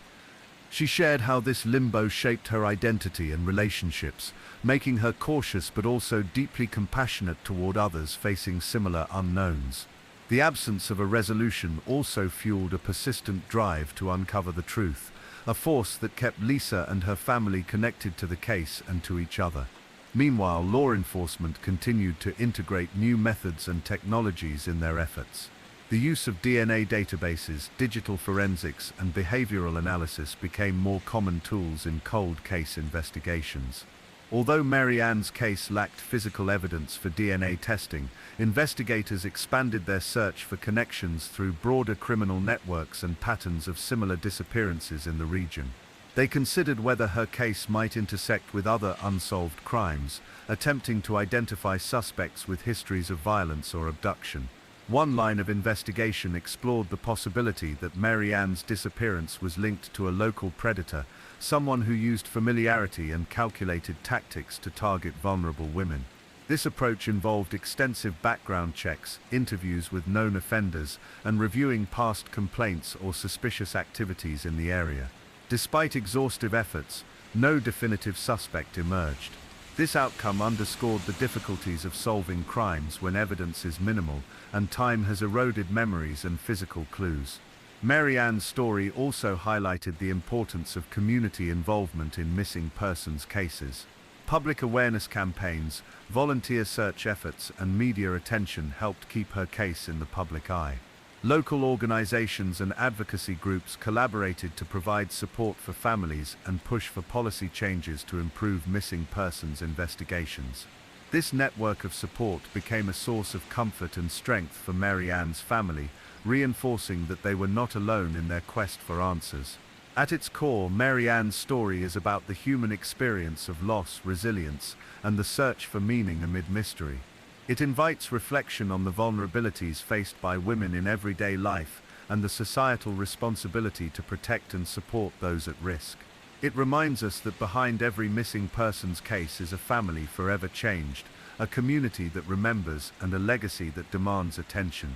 While Maryanne Perez's disappearance remains unsolved, the impact of her story continues to resonate. Her life, her absence, and the unanswered questions surrounding her fate linger in the collective consciousness, not as a sensational headline but as a poignant reminder of the fragility of safety and the enduring power of hope. As time moves forward, the hope remains that one day new evidence or a break in the case will bring clarity and closure. Until then, Maryanne's story endures in the hearts of those who loved her, the investigators who seek justice, and the community that holds her memory gently, like a candle flickering in the night. Her disappearance is a quiet, haunting echo, a call to remember, to care, and to never forget the lives forever altered by mystery. In the small town of eastern Massachusetts, nestled among quiet streets lined with old maple trees, the disappearance of young Angela Malone cast a shadow that would never quite lift. Angela was a bright, gentle soul, 21 years old, with soft brown eyes and an easy smile that reflected her calm, thoughtful nature. She had grown up in Easton, a place where everyone knew each other, and the pace of life was slow, measured, almost comforting. On a chilly October evening in 1997, Angela left her part-time job at a local bookstore just before dusk. The fading light filtered through the golden leaves of autumn, painting the town in warm hues that belied the cold creeping into the air. She told her co-workers she was heading home to start on a paper for her college course, a project she had been quietly dedicated to for weeks. The walk home was a familiar route, one she had taken countless times, past the old church, around the corner by the diner, along the tree-lined sidewalk where neighborhood kids played during the summer. But that evening, Angela would never arrive at her front door. Her disappearance began simply. Hours passed, and she did not answer her phone. When she failed to show up for a study group the next day, her roommates grew concerned. They called her parents, who immediately contacted the local police. The investigation that followed was methodical, but frustratingly sparse in clues. Neighbors recalled seeing Angela that evening, carrying a small tote bag, walking with purpose. But no one remembered seeing anyone suspicious near her path. Easton was a town that prided itself on safety. Crime was rare, and the community's trust in one another was deep-rooted. Yet this disappearance shattered that sense of security. The police scoured the area, checking cameras where possible and interviewing anyone who might have seen something unusual. They found one piece of evidence, a single black glove, worn but intact, discovered near a patch of woods that bordered the neighborhood. It was unlike anything Angela would have carried, and no matching glove was ever found. The glove became a haunting symbol of the unknown, a sign that something had happened, but what exactly remained a mystery. In the days that followed, the search expanded. Volunteers combed the nearby woods, scanning underbrush and abandoned structures. Divers scoured the small river that curved around the town's edge. Flyers with Angela's photograph appeared in every store window, and local media coverage kept her face in the public eye. Yet no trace of her emerged. Speculation swirled, each theory more unsettling than the last. Had she been the victim of a random act of violence? Was someone she knew involved? Or had she chosen to disappear, leaving behind a life that felt constricting or painful? The answers remained elusive. Angela's family, caught between hope and despair, held on to memories of her gentle laugh, her love for books, and the way she cared for her golden retriever, Max, who waited faithfully by the door every day after she vanished. Their grief was quiet but profound, filled with moments of tenderness and heartbreak that often went unnoticed by the outside world. As the years passed, the case grew cold, slipping slowly from headlines into the quiet archives of unsolved mysteries. Yet within Easton, the story lingered, not just as a missing person case, but as a reminder of the fragility of safety and the lingering presence of unanswered questions. Angela Malone's disappearance remains a silent echo through the streets she once walked, a haunting reminder that sometimes, even in the most familiar places, darkness can quietly take hold. The days following Angela Malone's disappearance unfolded in a strange and heavy rhythm, an unsettling blend of frantic searching, quiet waiting, and the slow, creeping weight of uncertainty. In Easton, the town seemed to hold its breath, suspended in a moment that refused to resolve. For Angela's family, every hour stretched painfully, filled with imagined scenarios that ranged from hopeful to horrific. Her parents, Margaret and David Malone, spoke often of their daughter's kindness, her introspective nature, and the subtle ways she had grown into adulthood with quiet determination. Angela was not someone who sought the spotlight or made grand gestures. She was the kind of person who preferred the steady comfort of routine and small pleasures, the pages of a book, the soft companionship of Max, the gentle sounds of the town settling into evening. That she could vanish without a trace was a cruel contradiction to the life she led. The night she disappeared, Angela left the bookstore at 6:15 p.m. The sky had deepened into shades of violet and indigo. Her walk home should have been brief, just 15 minutes or so down familiar streets. She had spoken to her co-worker Lisa, moments before leaving, mentioning a new novel she was eager to read, and her plans to finish a term paper on American literature. The last confirmed sighting of Angela was by a neighbor, Mr. Harrison, who looked out his window and saw her walking near the corner of Elm Street. He recalled she seemed calm, her gait steady, though she held her bag tightly against her side. Despite the calmness of those moments, the evening was not as tranquil as it seemed. A few blocks from where Angela was last seen, some residents reported hearing a vehicle, a dark-colored pickup truck, with its engine idling unusually long near the curb. No one could identify the driver, and the truck had no license plates visible. This detail emerged slowly during the early stages of the investigation, but was never fully corroborated. Police questioned locals about the truck, hoping to trace it or find anyone who had seen the driver. No definitive connection to Angela was established, but the vehicle became a shadowy piece of the puzzle, a possible link to her disappearance. Angela's roommates first noticed her absence when she did not return home that night. Concern quickly turned to alarm when her phone went unanswered and she missed class the following day. They contacted her parents, who rushed home from work, their faces etched with worry. Together they went to the police, reporting her missing and sharing every detail they could recall. The police began an official search immediately, canvassing the neighborhood, checking surveillance footage from local businesses, and contacting friends and acquaintances. Despite these efforts, The search yielded no direct leads. No personal belongings beyond the lone black glove were found. The glove, discovered near a small wooded area, just off Angela's route home, was examined for fingerprints or DNA, but tests were inconclusive. It was unclear whether it belonged to Angela or someone else. This lone glove became a symbol of the mystery itself, a fragment of evidence that seemed to confirm something had gone wrong, yet offered no answers about what or who was responsible. The investigation broadened as police explored all possibilities. They considered whether Angela might have been abducted by a stranger or someone she knew. They reviewed her social circle and relationships, looking for signs of conflict or distress. No history of domestic violence or threats emerged, and Angela's friends described her as cautious, even reserved. She had no known enemies, no involvement in risky behaviors or dangerous circles. Her life was quiet, her habits consistent. This lack of motive or obvious suspects deepened the mystery. Over time, law enforcement focused on the theory of a stranger abduction. They speculated that the dark pickup truck seen that night might have been involved, perhaps waiting for an opportunity to approach Angela. Yet no witnesses came forward to report seeing the vehicle again or provide more details. The absence of any physical evidence, no DNA, no signs of struggle, no personal effects, left investigators frustrated. The community rallied around the Malone family. Volunteers organized searches, distributing flyers and canvassing areas near the river and the old railway lines, places Angela sometimes visited.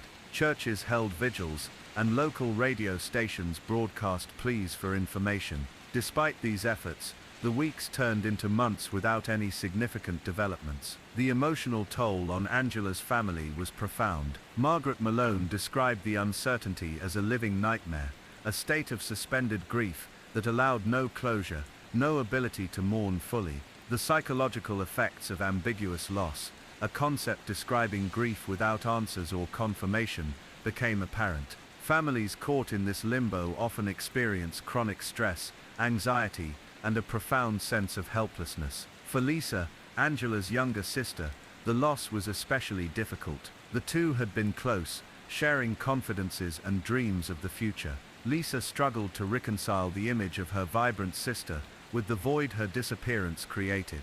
As the years passed, Lisa grew into adulthood, carrying the weight of unanswered questions. She became a quiet advocate for missing persons, channeling her pain into efforts to support others facing similar losses. Meanwhile, law enforcement continued to revisit the case periodically. Cold case detectives reviewed evidence and interviewed new witnesses who had moved into the area or were children at the time. Advances in forensic science raised hopes that new techniques might uncover clues hidden in old evidence. However, the absence of physical evidence limited these possibilities. One avenue explored was the review of nearby registered sex offenders and known criminals with histories of abduction or assault in surrounding counties. None had proven links to Angela's disappearance, but their existence cast a shadow over the investigation, reminding all of potential dangers lurking just beyond the surface. The local police also collaborated with neighboring jurisdictions, sharing information and monitoring any similar disappearances or crimes. While some cases bore vague similarities, none matched Angela's circumstances closely enough to establish a connection. The psychological profile constructed by behavioral analysts suggested that if Angela had been abducted, the perpetrator was likely opportunistic, someone familiar with the area and comfortable navigating the quiet streets without drawing attention. This profile offered few leads, an almost invisible threat, moving undetected within a close-knit community. The neighborhood itself changed subtly in the aftermath. Streets once safe and familiar became places of caution and vigilance. Parents kept their children close, residents installed better lighting, and community watch programs strengthened. Yet the sense of vulnerability lingered. Angela's disappearance became a quiet, persistent question mark in the town's collective memory. She was remembered not only as a missing young woman, but as a symbol of uncertainty, the unknowable fate that can befall anyone, anywhere. The case also exposed the limitations of law enforcement resources and the challenges of investigating disappearances without witnesses or physical evidence. For many, Angela's story resonated beyond Easton, reflecting the broader issue of missing persons cases that fade into silence, leaving families and communities adrift. On a more personal level, the impact on those closest to Angela was ongoing and profound. Margaret and David Malone experienced the slow erosion of hope, mixed with an enduring determination to keep their daughter's story alive. They participated in annual remembrance events and worked with organizations dedicated to supporting families of the missing. Lisa often spoke about the importance of community empathy, emphasizing how small acts of kindness and attention can sustain those caught in the liminal space of ambiguous loss. One particularly painful memory for the family was the anniversary of Angela's disappearance each year. The date, October 14th, marked a moment of collective sorrow, but also an opportunity for reflection and connection. In recent years, the family gathered with friends and volunteers near the patch of woods where the black glove was found, lighting candles and sharing stories of Angela's life. These gatherings offered a fragile but vital sense of hope that memory and love could transcend silence and uncertainty. Psychologists who have studied cases like Angela's highlight the complex emotional terrain faced by families of the missing. The oscillation between hope and despair, the search for meaning amid mystery, and the challenge of living with a life indefinitely suspended in loss. In this way, Angela Malone's story is not just about a disappearance, but about the human experience of grief without resolution, a haunting reminder of the limits of our understanding and control.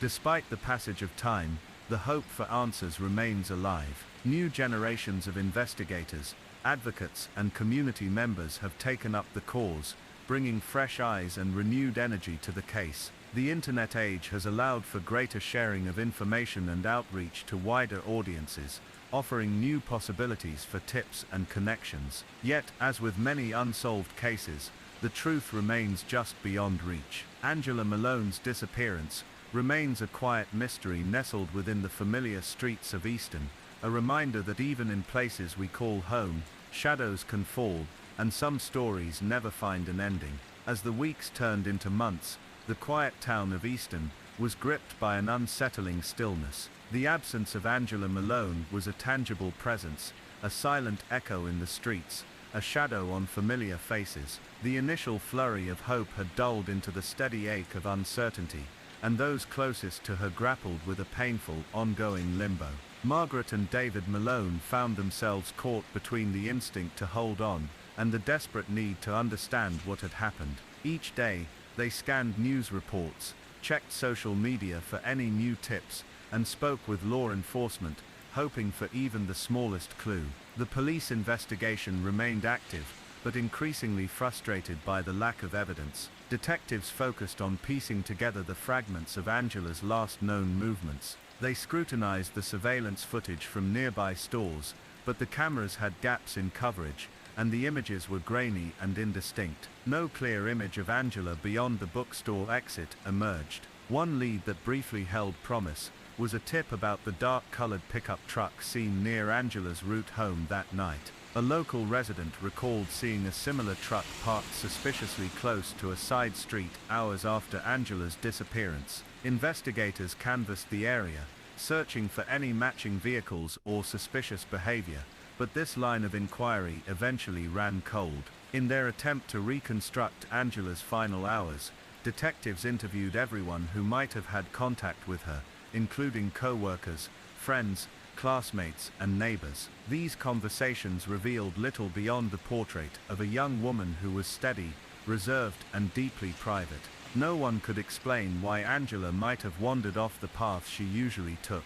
She had no known conflicts or problems, no recent arguments, no signs of distress. Still, some neighbors reported strange occurrences in the weeks leading up to her disappearance. An unfamiliar man had been seen lurking near the bookstore and the surrounding blocks, often watching the area from a distance. He was described as middle-aged, with a nondescript appearance that allowed him to blend easily into the background. He rarely engaged with anyone, and was often alone. The police catalogued these reports, but could not conclusively link this man to Angela's case. Despite several attempts, they were unable to identify him, and he vanished from the neighborhood shortly after Angela disappeared. The psychological toll on the Malone family deepened. Margaret found herself haunted by small vivid memories: Angela's laugh, the way she tucked her hair behind her ears, the lightness in her step as she left for work that evening. Each recollection was a bittersweet thread, weaving together the life that was, and the haunting unknown of what had become. David, quieter and more stoic, threw himself into supporting his family and cooperating with law enforcement, though he too was plagued by the gnawing uncertainty. Their two younger children struggled with the absence of their older sister, oscillating between confusion and sadness. Among Angela's close friends, a similar sense of helplessness took root. Lisa, her roommate and confidant, became a central figure in keeping Angela's story alive. She organized community search efforts, shared updates on social media, and spoke candidly about the fear and pain that gripped them all. In the months following Angela's disappearance, several volunteer search parties combed nearby woods, riverbanks, and abandoned properties. The terrain around Easton included dense forest patches, old railway tracks, and small streams, areas that could conceal evidence, or the missing young woman herself. Yet, despite their diligence, these efforts uncovered no trace of Angela. This void left by her disappearance began to shape the community's collective consciousness. What had once been a place of calm routine became tinged with suspicion and wariness. Parents grew more protective, neighbors kept a closer eye on each other's children, and streetlights were installed along darker paths. The police department responded by launching outreach programs aimed at educating residents about personal safety and reporting suspicious activity.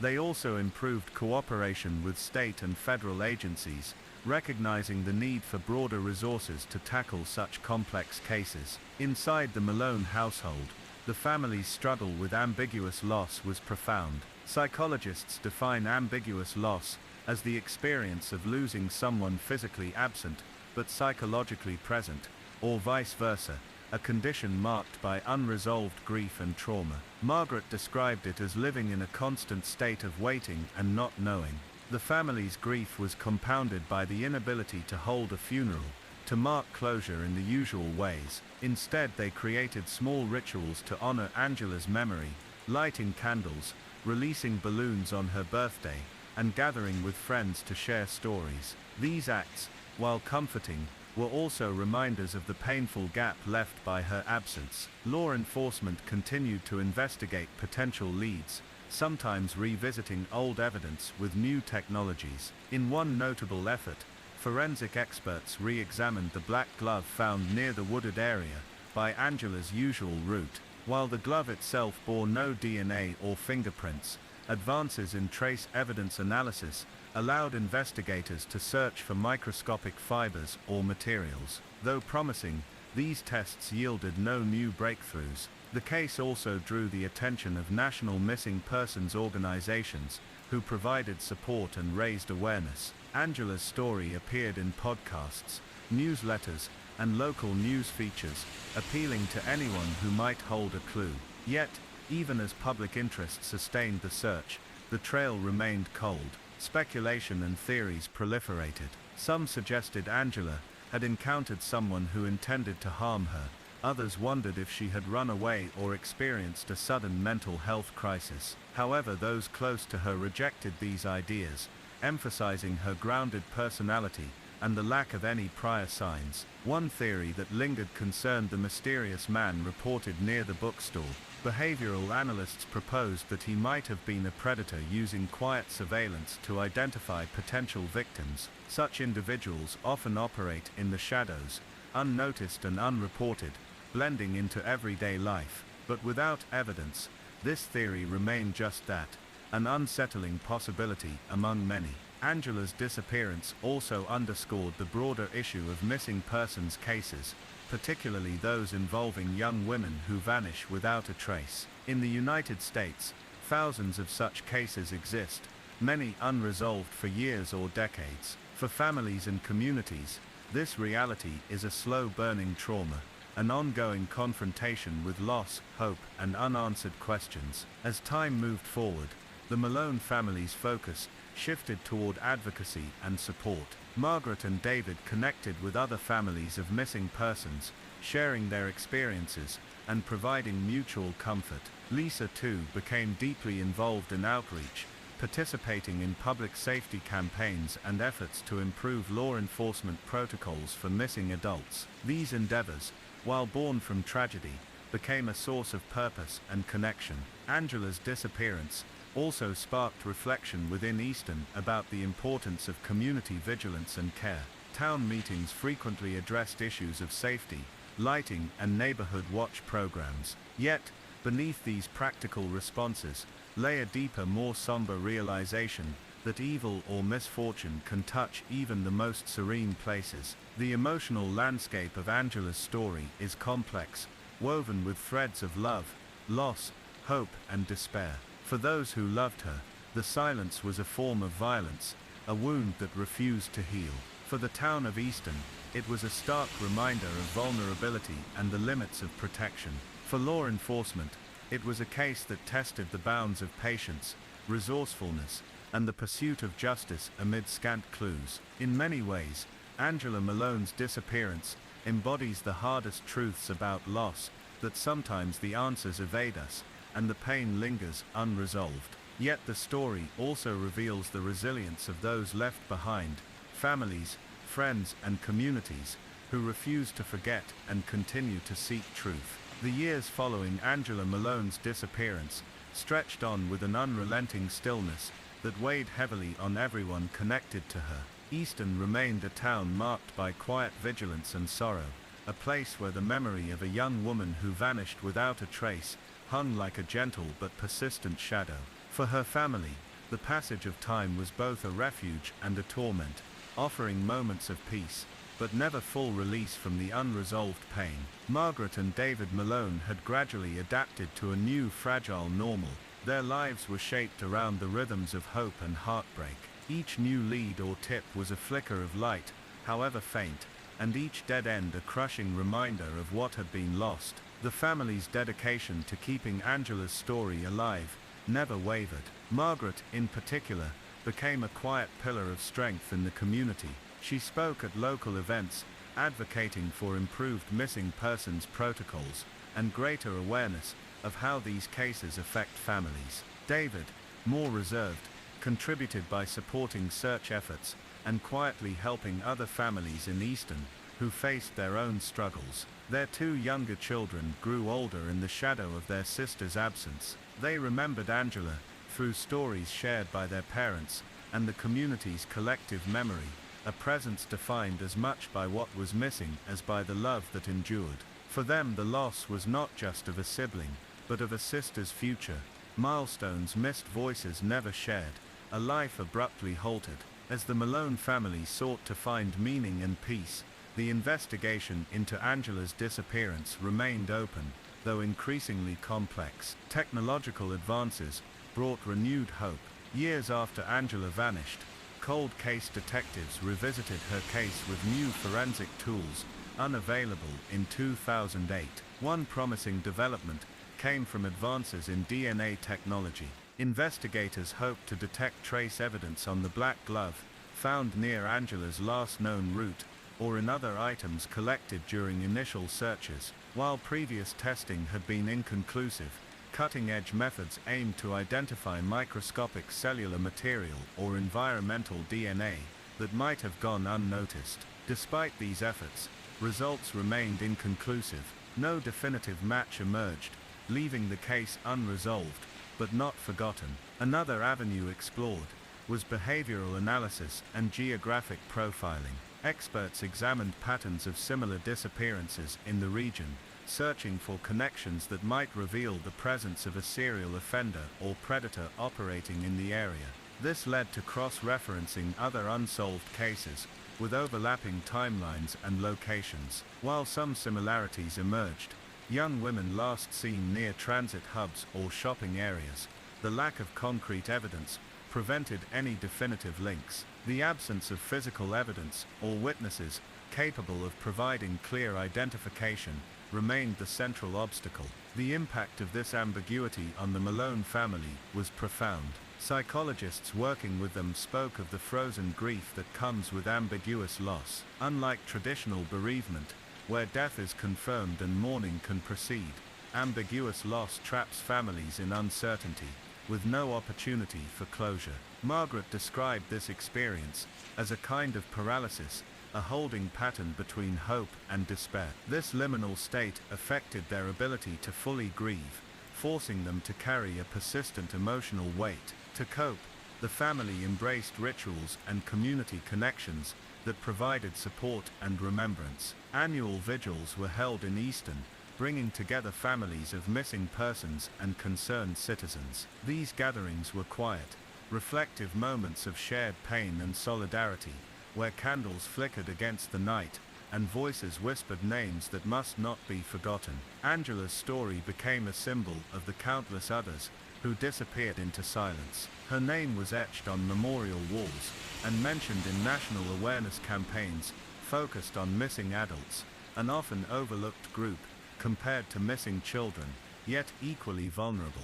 In the community, the ripple effects of her disappearance remained evident. Easton's increased investment in safety measures, improved street lighting, neighborhood watch groups, and educational programs testified to the town's commitment to protect its residents, even as it struggled with its own trauma. For those who knew Angela, the void she left was felt in daily life. Friends recalled her quiet kindness and steady presence. Teachers remembered her thoughtful questions and commitment to learning. Her former co-workers spoke of her reliability and warmth behind the counter at the bookstore. These memories, while tender and painful, kept her spirit alive. Yet beneath the surface, unanswered questions lingered. The unknown fate of Angela Malone became a haunting mystery that defied resolution. What had happened to her in those final hours? Had she encountered someone with ill intent, a stranger lurking in shadows, waiting for a moment of vulnerability? Or had something else intervened, a sudden accident, a chance misstep into the surrounding woods or river, where evidence might never be found? Psychologists and law enforcement alike acknowledged the cruel uncertainty that cases like Angela's impose. Without closure, families are left to hold multiple possibilities, oscillating between hope and fear. Angela's disappearance also highlighted systemic challenges in how missing adults are handled. While much attention is given to missing children, adults who vanish without explanation often encounter bureaucratic hurdles, delayed responses, or assumptions that they left voluntarily. Margaret Malone became an advocate for reform, pushing for better protocols to treat every missing person case with urgency and compassion. The Malone family's journey also reflected the enduring human capacity for resilience. Despite the profound loss, they continued to live with love and purpose, refusing to allow Angela's story to fade into oblivion. Community support remained a critical source of strength. Neighbors, friends and strangers, who had once joined search efforts, stayed connected, checking in on the family, helping maintain awareness, and honoring Angela's memory. Lisa, Angela's closest friend, eventually moved away but remained deeply engaged in missing persons advocacy, inspired by the profound void left by her friend's absence. She often spoke about the importance of never giving up hope, even when the path forward seems unclear. Angela Malone's story remains one of the many unresolved disappearances that haunt the American landscape. It is a story of quiet tragedy and fierce love, of unanswered questions and unyielding hope. For those who knew her, Angela was not defined by her disappearance, but by the life she lived, the kindness she showed, the dreams she held, and the family who still waits. The town of Easton continues to hold its breath, to light candles in the dark, and to listen for the faintest sign of Angela's return. In the absence of answers, the search remains not just for Angela Malone, but for truth itself, a truth that may never be fully known, but is never abandoned. The quiet village of Wiston, nestled within the rolling hills of South Yorkshire, had long been known for its pastoral beauty and close-knit community. With its quaint cottages and winding lanes, it was the kind of place where neighbours knew each other's names and daily life unfolded in gentle rhythms, marked by the changing seasons and the slow hum of village routines. But in the early hours of December 2nd, 1998, that peacefulness was shattered by a mystery that would linger unresolved for decades, a mystery centered around a young woman named Jillian Howe. Jillian was 23, a local shop assistant known for her warm smile and unassuming nature. She lived with her mother and younger brother in a modest home on the outskirts of Whiston. Friends described her as kind-hearted but quietly private, someone who found comfort in small pleasures, reading, walking the nearby trails, and spending time with family. On the evening of December 1st, Jillian had worked her usual shift at the village's small convenience store, closing just before 9 p.m. After finishing, she stopped by a nearby pub for a quick drink with a few acquaintances. Witnesses later recalled her appearing tired but in good spirits. She left the pub alone around 11 p.m., planning to walk home the short distance along a familiar route through the village and a stretch of wooded path. What happened next remains a haunting enigma. Jillian never arrived home that night. When she failed to answer calls the following morning, her family grew concerned and alerted local authorities. A search was launched immediately, combing the village streets, the surrounding woodland and nearby fields. In the cold dawn light, searchers found traces of Jillian's belongings, a scarf near the edge of the woods, a single shoe on the path, and a faint trail of footprints leading toward the river wharf, which wound through the landscape like a silent witness to the unfolding tragedy. Despite exhaustive efforts, no sign of Jillian herself was found. No eyewitnesses came forward with definitive information about what she had done after leaving the pub, and no suspects emerged. The case quickly became one of the most perplexing and painful mysteries in the region. The community was gripped by an unsettling sense of fear and loss. How could someone disappear so completely in a village where everyone felt safe?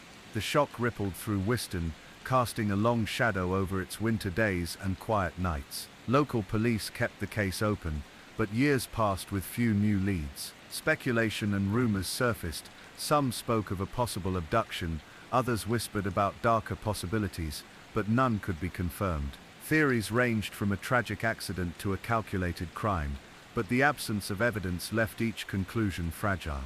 Jillian's family, meanwhile, faced the unbearable limbo of unanswered questions. Her mother held on to hope that her daughter might still be found, even as the years stretched on. Friends recalled the last moments with increasing poignancy, haunted by the thought that something unseen and unknown had taken Jillian away. The village continued to gather each December, lighting candles and placing flowers along the path Jillian was known to have walked that night. The community's silent vigil became a ritual of remembrance and unresolved grief. The disappearance of Jillian Howe remains one of the United Kingdom's most chilling unsolved cases, not for the violence or spectacle, but for the quiet mystery of a life seemingly erased without trace. It is a story of a small village forever marked by absence, a family's enduring hope, and a question that echoes unanswered: what really happened that cold December night on the path to Whiston? The search for Jillian Howe began in the earliest hours after she was reported missing, a desperate and exhaustive effort that involved not only the local police force but also volunteers from the village and surrounding areas. The bitter cold of early December seeped into every corner of Whiston, the sharp winter air biting at exposed skin as searchers combed through thick brambles, muddy banks, and the dense, dark woods that lined the route Jillian was believed to have taken.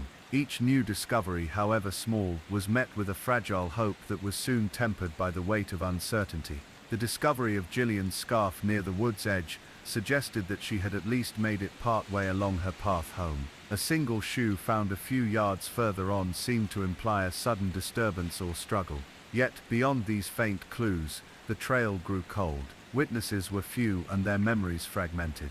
A man driving home late reported seeing a figure walking alone along the country lane near the river around midnight. He thought it was Jillian, but could not be certain in the dim light. Another villager recalled hearing raised voices in the distance but could not specify where or from whom. These fragments were collected, pieced together, and examined with painstaking care, but none formed a coherent picture.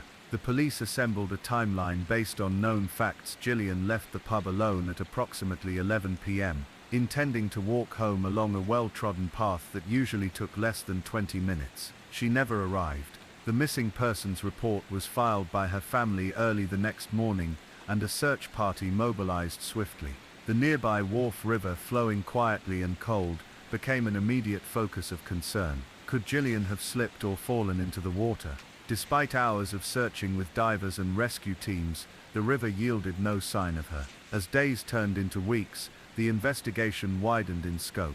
Detectives canvassed the village and nearby towns, interviewing anyone who might have seen Jillian or had contact with her in the hours leading up to her disappearance. Her social circle was small but tight-knit, with no known conflicts or threats. She was described consistently as a gentle, well-liked young woman with no history of substance abuse or risky behavior. The police also looked closely at the geography surrounding Whiston. The village's rural setting was both a blessing and a curse. Its peacefulness was prized by residents but meant that darkness and isolation covered large areas after sunset. The path Jillian was to have walked included stretches without street lighting, flanked by dense woodland on one side and fields on the other. It was a place where someone could easily be concealed or an encounter could occur unseen. Investigators considered a range of possibilities, from an unfortunate accident to a violent crime. They examined the idea that Jillian might have encountered someone with ill intent, perhaps a stranger passing through, or someone living nearby but unknown to the community. At the time, South Yorkshire had experienced other troubling cases involving attacks on women walking alone, which deepened fears. One of the enduring puzzles of the case was the lack of any confirmed sightings or credible leads after Jillian disappeared. Unlike many missing person cases where activity can be traced through phone records, credit card use or social media, Jillian's life was relatively offline. She did not carry a mobile phone that night, and no transactions or communications were recorded after she left the pub. In the weeks following her disappearance, the local media covered the story extensively. Headlines spoke of a mysterious vanishing, and articles called on anyone with information to come forward. The community organized search parties, distributing flyers and holding vigils. But the more time passed, the more the hope of a straightforward resolution faded. Jillian's family was thrust into the relentless uncertainty of ambiguous loss, a grief complicated by the absence of answers. Margaret Howe, Jillian's mother, often recounted her anguish in quiet moments. "Not knowing is the hardest thing," she said. "You want to believe she's out there somewhere, but the silence is deafening. It's like living with a question that has no answer." The family held on to any small shred of hope. Occasionally, a tip or rumor would arise. A man seen near the woods that night, a vehicle parked suspiciously along the road, or a witness claiming to have heard a scream, but none proved credible or led to new breakthroughs. One line of inquiry focused on a man named David Collins, a transient laborer known to frequent the outskirts of Whiston. Collins had a history of minor offenses and was reportedly seen near the woods on the night Jillian disappeared. Police questioned him thoroughly, but he denied any involvement and provided no verifiable alibi. With no physical evidence linking him to the disappearance, investigators had little choice but to release him. This dead end was devastating for the community, fueling frustration and fear. If Collins was innocent, then the perpetrator remained free and unidentified.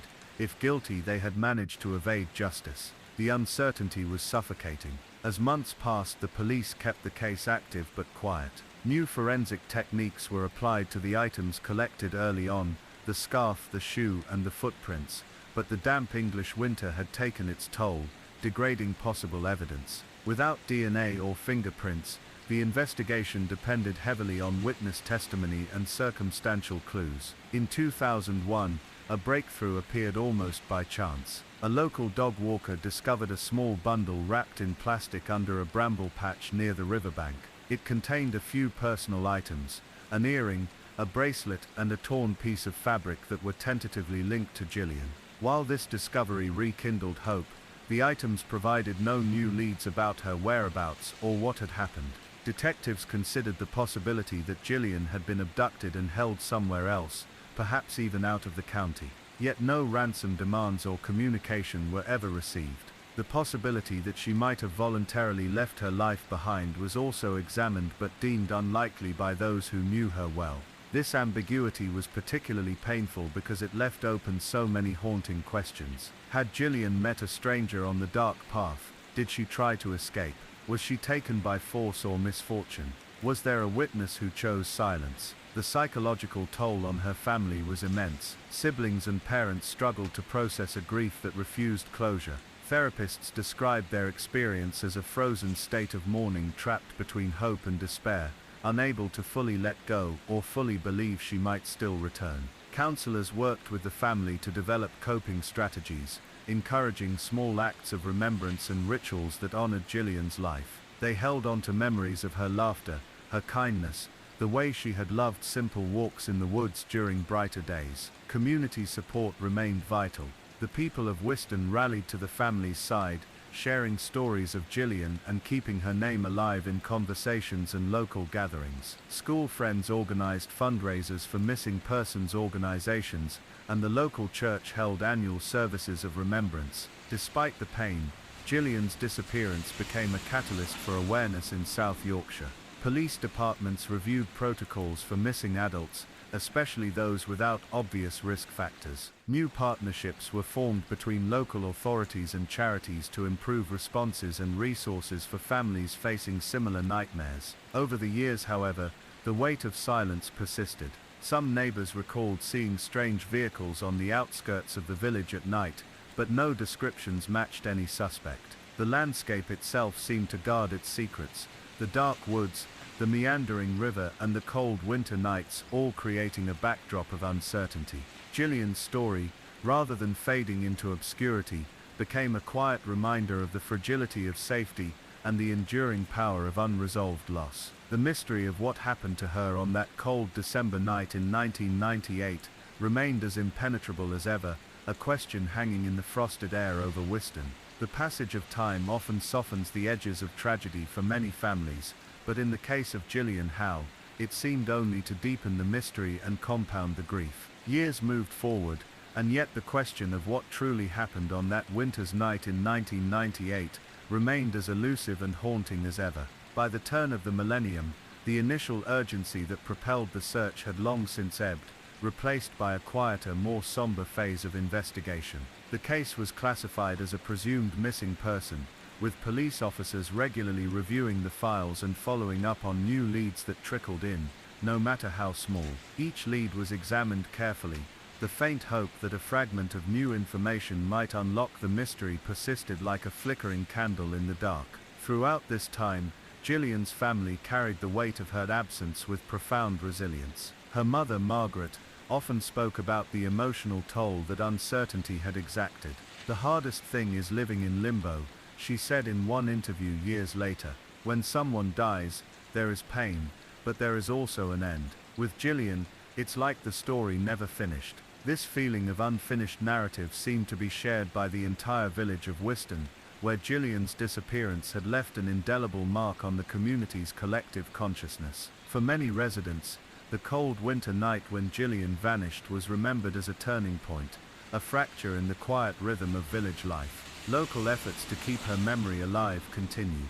Each year, friends and neighbors would gather in the village church, lighting candles in her honor, sharing stories, and expressing hopes that one day the mystery would be solved. But as the years passed, the community had to confront the reality that some answers might never come. Meanwhile, the investigation itself had taken various unexpected turns. In 2004, a new inquiry was launched following a tip from a man who claimed to have seen a woman matching Jillian's description near a motorway rest stop several months after her disappearance. The police conducted extensive checks, examining CCTV footage and interviewing staff, but no concrete evidence emerged.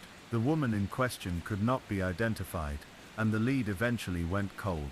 The elusive nature of Jillian's case made it one of the more puzzling missing persons investigations in South Yorkshire's recent history.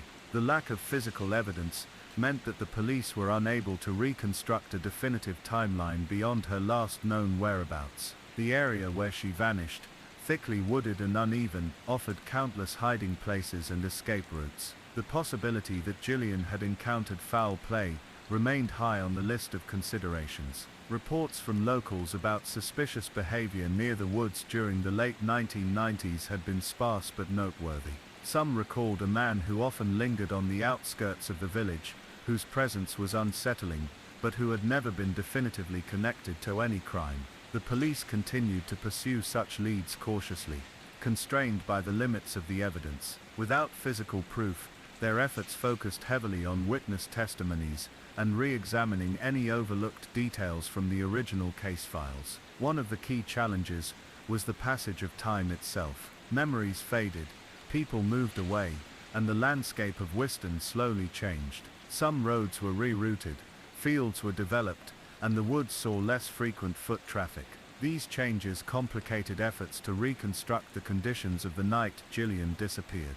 In 2009, a renewed effort was made by a dedicated cold case unit within the South Yorkshire Police. This unit, armed with more advanced forensic technology, reviewed the original evidence and re-interviewed witnesses. Their work led to the discovery of some previously unexamined details, including a faint DNA sample on Jillian's scarf. Unfortunately, the sample was degraded and could not be matched to any known profiles in national databases. Despite these setbacks, the cold case team remained committed.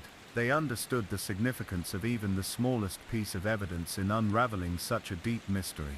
The unit also worked closely with national organizations specializing in missing persons cases, sharing information and collaborating on strategies to find new leads. For Jillian's family, the cold case unit's involvement offered a renewed sense of cautious optimism. They were invited to participate in briefings and updates, an effort to keep them informed and engaged. While painful, this ongoing connection to the investigation was also a source of support. Margaret Howe often spoke publicly about her family's experience with unresolved loss, advocating for greater resources for cold cases and missing persons investigations. "We have to keep the conversation alive," she said. "Jillian's story is not just ours, it belongs to the whole community. Someone, somewhere, might still have the key."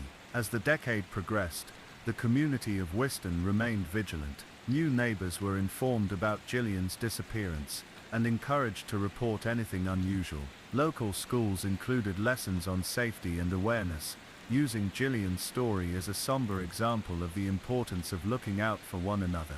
Yet the mystery of Jillian's fate cast a long shadow. Without closure, her family faced the complicated grieving process known as ambiguous loss, a psychological state where there is no certainty of death, no body, no resolution. This ambiguous loss often leads to feelings of helplessness, confusion, and a profound yearning for answers. Psychologists who have worked with families in similar situations emphasize the importance of creating rituals and narratives that help process grief, even in the absence of facts. For the Howes, this meant holding on to the memories of Jillian's life, the warmth of her smile, the kindness she showed to friends and family, the dreams she had for the future. The villagers too tried to fill the void left by Jillian's absence with acts of remembrance. A local artist created a mural in her honor, featuring a depiction of the woods she loved to walk through, framed by the soft glow of dawn. School children planted a small garden by the river,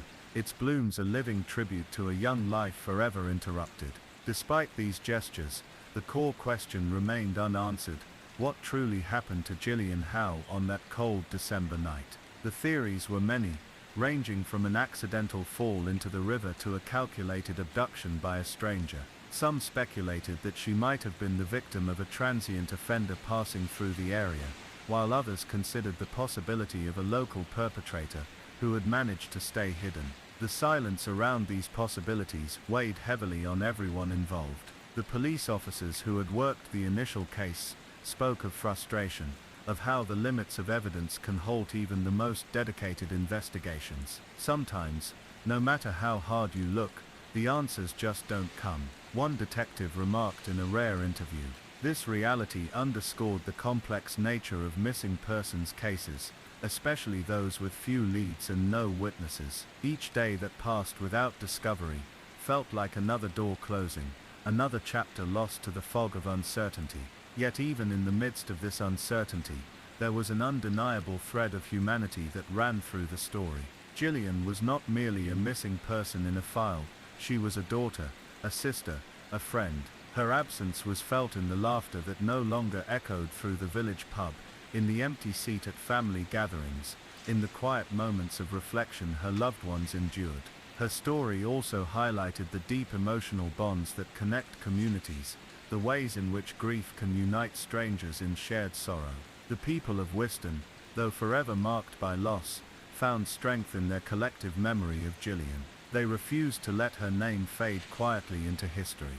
In the years since Jillian's disappearance, advances in forensic science have offered a glimmer of hope that cold cases like hers may one day be solved. Techniques such as genetic genealogy and improved DNA analysis have cracked open previously impenetrable mysteries across the world. Police forces continue to revisit cases with fresh eyes and new technology. Still, the passage of time is a double-edged sword. Memories grow faint, potential witnesses move away or pass on, and the landscape itself shifts. The balance between hope and despair remains delicate. For Jillian Howe's family and the people of Whiston, the quiet vigil continues. The story of that cold winter's night remains a haunting enigma, a mystery woven into the fabric of the village, and in the spaces between what is known and unknown, the memory of Jillian lingers, soft, persistent and filled with the fragile hope that someday the truth might be found. The years that followed Jillian Howe's disappearance were marked by a slow, almost imperceptible shifting of the community's landscape, both physical and emotional.